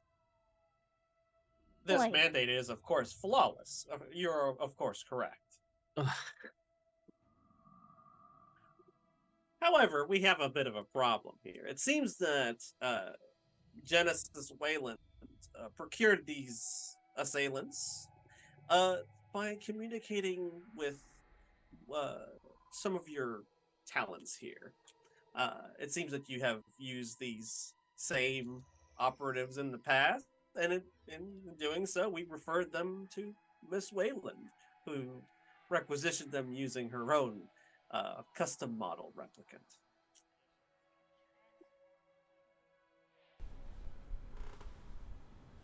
And so you come here, petitioning on Olympus for what? I have, Yes, 7. I have an out of character question. I'll give a second. Okay, what's your out of character It's question? been 2 weeks. Don't we have like traffic footage of some of them leaving this building before coming to go murder us? You do. absolutely do. Okay. Did anyone bring those pictures with us? Quinn made we do. enough. Quinn would have it. Quinn made enough Awesome. copies that they can have one. Obviously, how do you show footage to a blind man? But But you can Love get and it. Quella right there. Exactly. It's like, well, we obviously came to the height of Olympus to petition the gods themselves. And he looks expectantly over to Evie to explain why we're here. Oh, I no insight check needed. You flatter him by calling him divine. That clearly works. wow, we're about to lose all that goodwill right now. Yeah, I'm you doing are. my best You channeling done. of Jared Leto. Listen, I'm getting sex cult vibes from you. Yep. Yeah, that was very, very flowery, Foster. Well done.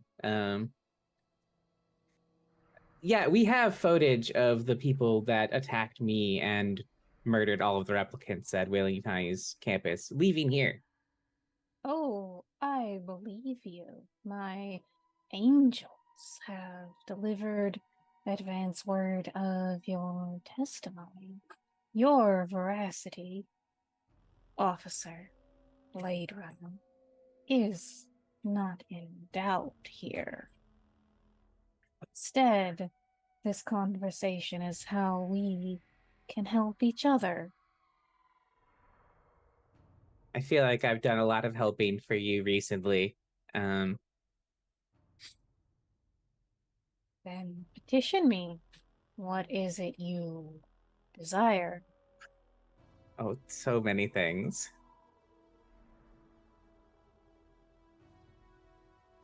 I'm told there's another member of your squad whom my company paid to repair.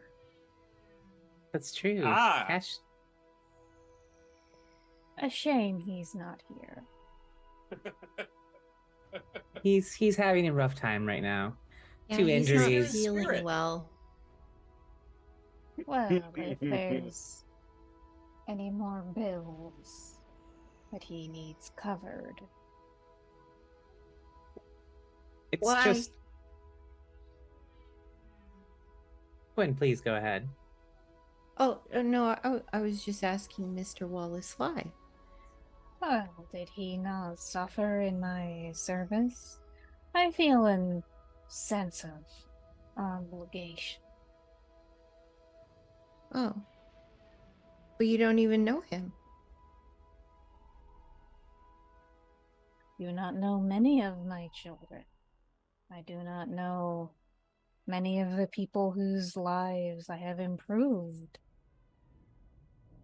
with my innovations. in mycology. I do not need to know them, or to know their names or their faces, to care about them, and to wish them well.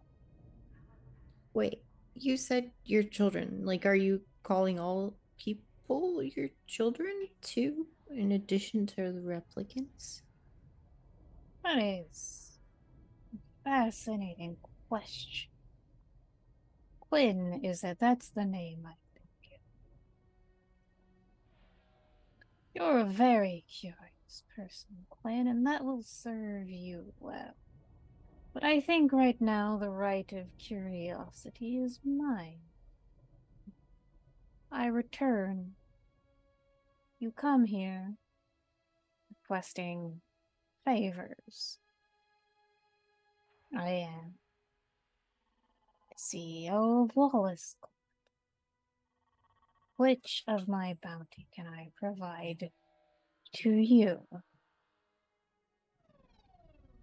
I have two questions actually. If you're adopting us all as your children, can I file emancipation paperwork immediately? All of my children are free. Oh, that is an outright lie, sir. He, I at would this like- point, Foster go will ahead. just be like, shh, shh, shh, and they go, yes, of course you are correct, Mr. Wallace. We are all your children. We are all indebted to your grace. Fuck that. No, Hold we are on, not. Daggers. hold on. You'd be Evan would like that. "Fuck Evan would up, like to try to bro." take his hands off of Evan's face and just take a step back. Okay. So you take his hands off the face. He doesn't object to this. Seems sort of like it was playing up a novelty anyway. This went on for too Says long, Miss man. Officer Tofana. You may file for emancipation at any time you wish. My only request is you refrain from consuming Wallace yeast product. And you, Evie, know that this is pretty much like asking an American to stop eating corn syrup. It's impossible. Gonna file that one away for later. Foster will look at Evie like with daggers and it's like, what I think Officer Tofana was trying to say, Mr. Wallace, was that we require some form of restorative justice here, punitive perhaps, for Wayland Yutani's actions. They, after all, murdered your children at their own air dock using all your assets that you have used in the past. This obviously doesn't look good for Wallace Corporation, as doubtless Miss Quell was able to inform you. We have to have something happen here. Otherwise, well, the repercussions can be tremendous.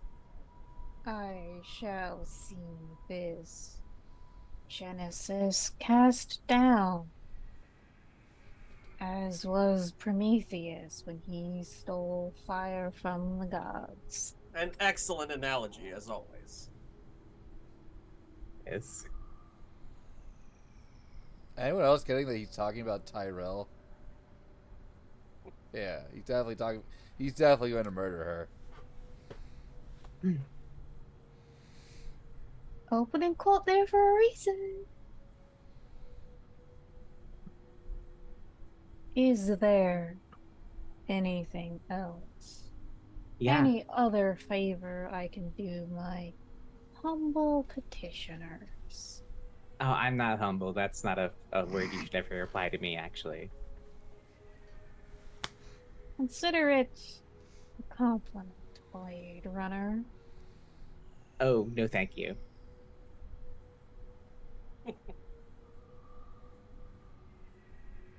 I do have a question. I heard this might be just a filthy little rumor that there might be a secret replicant on my team.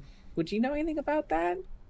Would you know anything about experimental units that go outside the bounds of what most replicants can do. Like, say, for example, if I cocked my fist back right now and slugged you in the face, would, she'll point to Quell and Love, would either of them leap to your defense and stop me? That would be an interesting experiment with unfortunate results, Officer Tofana. I know that as impulsive as you can be, here in the halls of heaven shows some amount of restraint. You ask also about experiments. I did. I would not call them that. They are the first of their kind. They are those who can demonstrate what is and is not possible for humanity and replicants alike. There is no innovation without risk, and there is no progress without both. I pursue both. I indulge in risk and innovation. And that is what leads to progress. So, Officer Tofana, do not call any of my children an experiment. They are all Foster. loved. Foster will meet the gaze of Evie and just go like with his hands, go, "You're here. You need to bring it here," and then like walk behind her and make eye contact with the other two in the room.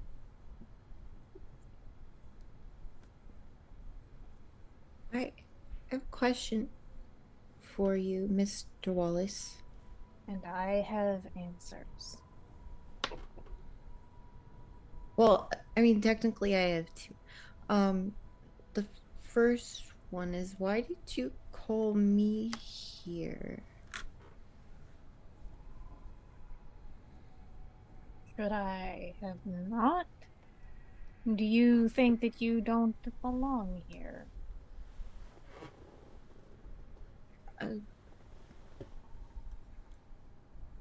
I don't really know. I was, curious because I didn't really ask for a meeting. Um, so I was just wondering. Sir. I shall tell you this is something against protocol. I'm sure you know that I've been in regular communication with your former deputy chief, Holden. According to him, you're the most intelligent member of the squad. I wouldn't say that. That's what he says. And I wanted to meet someone so adept with manipulating the KIAUs, the Esper network. You're very good at your job, Quinn. Officer Quinn. And Thank you. if I am to be completely honest, I wanted to see the both of you together. It sort of indicates both Evie and Quinn. The implication being he's like, yeah, I knew you would balance her out and keep her from going too nuts.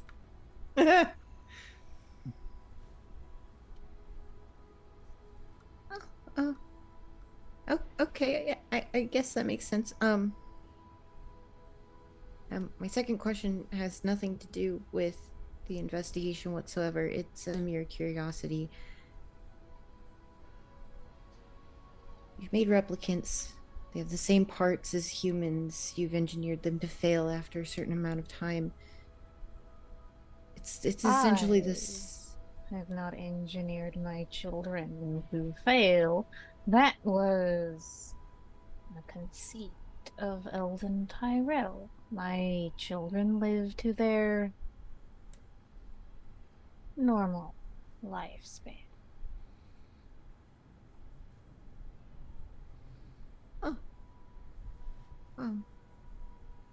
Interesting. Well, my question to that extent is, it's the same material. It's all flesh. It's they're essentially clones more than robots. You implant memories in them. Can that also be possible with humans? Can you implant memories into a human's brain? Childhood is so inefficient. It takes too long. It involves too much trauma. Even in the most loving of households, a child finds themselves unable to communicate their needs, to have those needs met. They suffer, they feel unloved, they feel discarded. This is not my wish for my own children. Therefore, they receive the memories which make them more human than human, without all that baggage of 20 years of inefficiency and trauma and bad memories. Nailed them right on the head, as always. Excellent. I'm sorry. I'm sorry. Did you just call childhood an inefficiency? Is that what you just said? I mean, he's right. It takes me, Shut the fuck up, Evan. Officer Tofana. That's I Detective can... Tofana, sir. Detective Tofana. I can grow a replicant between 6 to 18 months. That is an order of magnitude more efficient and less messy than human childbirth. You know, I had a And safer. conversation recently with a replicant. He posed me an interesting question. She's gonna step real close to Neander Wallace now. Okay. With like side eyes on Love and Quell. She wants to see how they react. I will need an insight check to observe all three people at once. Okay. One piece of information per success. Sounds good. Oh boy. Well, here we Okay. go. Here we go. We're pushing that. You have a benevolence from Drea. Oh, I do have benevolence. I'm still gonna push, of course, but I will was roll. there malevolence from Asaya? That was me. That was a Alice, joke. Alice, I did get no. Alice, I also gave us benevolence Sick. because she a jerk. Yeah. I wouldn't Okay. push that. I would re-roll first because you have a. Well, reroll so bonus. it's so with advantage, I get an extra die. So if I'm Yes. going to push, I will re-roll that extra die too. So that's 2. Okay. I'm gonna just push the one that's a failure and eat that resolve loss. Okay. All right, we're just gonna eat that resolve loss and have 2 successes apparently. All right. So, Evie, you realize you are super outclassed in this room. You got 2 successes, so you get 2 pieces of information. Quell is ready to protect Neander Wallace. Love is ready to kill you. Hey, that's what I wanted to know. That is the main piece I wanted to know. Sorry, continuing. I suppose a better way to phrase it is Love is ready to take direct and violent action against you. You wouldn't necessarily assume she's ready to kill you, but The fact that she's able to think about doing violence to me in the first place is what I was interested in. sure. You'd be going down to the corporate dungeon. So I had a very interesting conversation. He asked me what I would do if I found out the creator that humans have imagined existed, and my response was, stepping a little closer again, my response was pretty straightforward, and that I'd be first in line to drag him from his throne. I'm going to be honest with you, Neander. I'm looking forward when your creations drag you from your throne. And then she's going to make a quick motion to the side, which she has the flash drives in. Like it's gonna look aggressive, but it's not actually. Okay. Towards Quell. So, yeah, so you see both Quell and Love in the corner of your eyes going like high alert. But then they realize you're not actually being aggressive towards Neander himself. So Quell will step forward and take the things from your hand.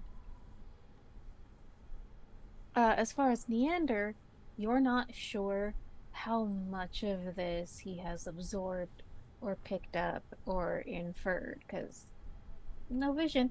Well,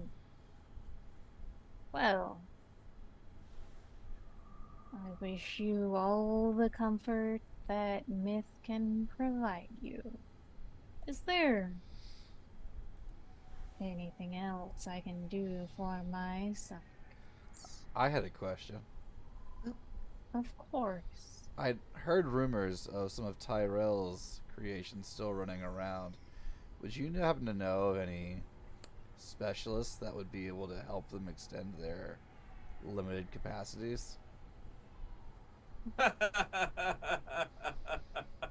That's He jests. interesting question.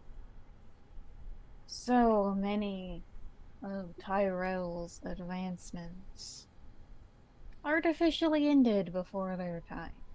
A tragedy. Who knows where replicant tech would be without that enforced retirement age? 4 years.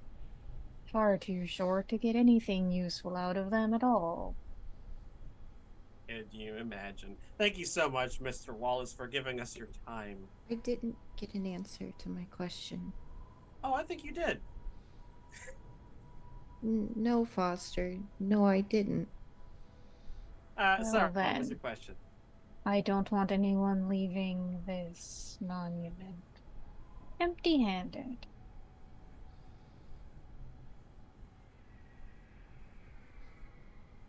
Go ahead with your question, Quinn. It was whether or not you can implant memories into a human brain as you can a replicant's. It's the same material, it's genetic. They're clones, not robots. Oh, that is an interesting question, and I see why the commander said you were the smartest out of them.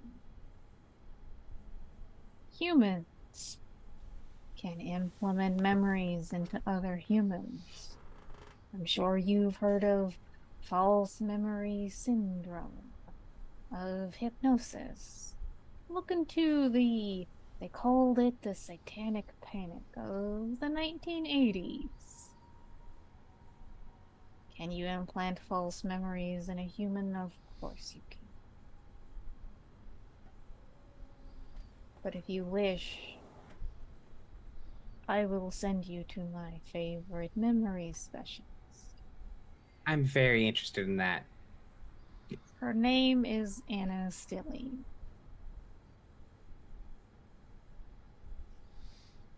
And with that, you are escorted from Neander Wallace's office. And that is game for tonight. Foster will, of course, thank his graciousness profusely for and just like, we're not worthy. Please don't kill us on our way out. Thank you. Evie fully Okay. lights a cigarette as they're leaving. Foster is going to have some choice words for you, young lady. All right, well, if you want to have that scene right now, you can certainly have it. I have to look up all the non-curse words that he would use. Fiddlesticks. Sugar shoes, we came that close to being eradicated. Do you understand how close we came to being killed? Do not talk to Mr. Wallace that way. I'm sorry, how long is your list of words? Very short. Okay, I was really hoping you had like 2 pages. All right, well, so if you want to have that scene right now, we can have it. I don't want to try and put it off a week and lose momentum. I'll leave that up to Eric. I'm fine to wait a week. I can bring it back like that. Oh yeah, no, I have full confidence. Yeah. She can turn it on with a flick of the wrist. So. No worries. Okay. Wait till next week. Thank you. All right. Well, so we have gone a little over, so we will call an end to game tonight. Thank you all so much for playing. I've been looking forward to these scenes for so long, and I'm so glad we finally got to play them out. Uh, and so if we just in the normal order, who you are, what you're up to, and when we can next see your faces on the interwebs.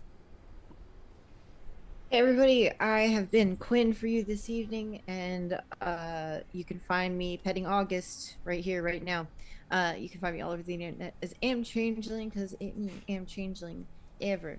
You can find me on Etsy at Thornkind, where I sell very, very gay stickers. Fuck DeSantis. And you can find me same time, same place. Well, I mean, maybe same time. Depends on work, but anyway. Hello, I'm Aaron. My pronouns are she, they, Faye. You can find me pretty much everywhere as Cricketulu. I played, obviously, the almost full nuclear Evie Tafana, because Neander said all the wrong things in her presence. You mean a dude with like a terrible, terrible god complex would piss off the anarchist? Just the worst person to bring here. Anyways, you can next find me, I think, let's see, recording tomorrow, Sestro. Thursday, I'll be running public access here again at the same time this game starts, but just on Thursday. Hello, I am Ben, Big Dad, playing EV86U, Evan, your friendly resident Reptitech member. You can find me next week at Gen Con, because I'll be there, not here, because that's what I do with my time. Yeah. Hi, I'm Eric. I played Foster this evening and died about 3 times during that last scene. You see me here next week. Hello, my name is Leo, and today I play Tanner Rigo, where, well, he's working on his future goals. Yeah, gotta find that replicant. That's a good question. Which one? Which replicant? I don't know. That's the thing. It's a great question.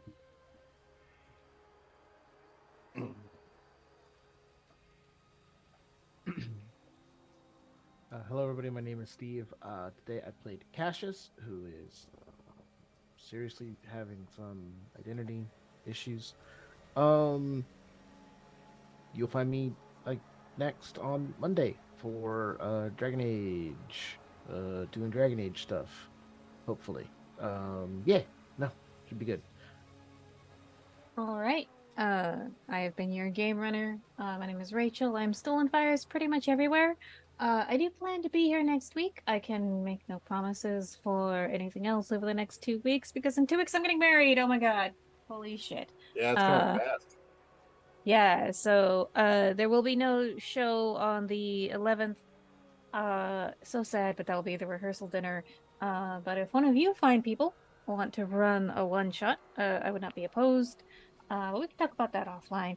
But yeah, come check out our Discord, check out our other shows on YouTube, and definitely come back next week to discover the fallout of everything that happened this week.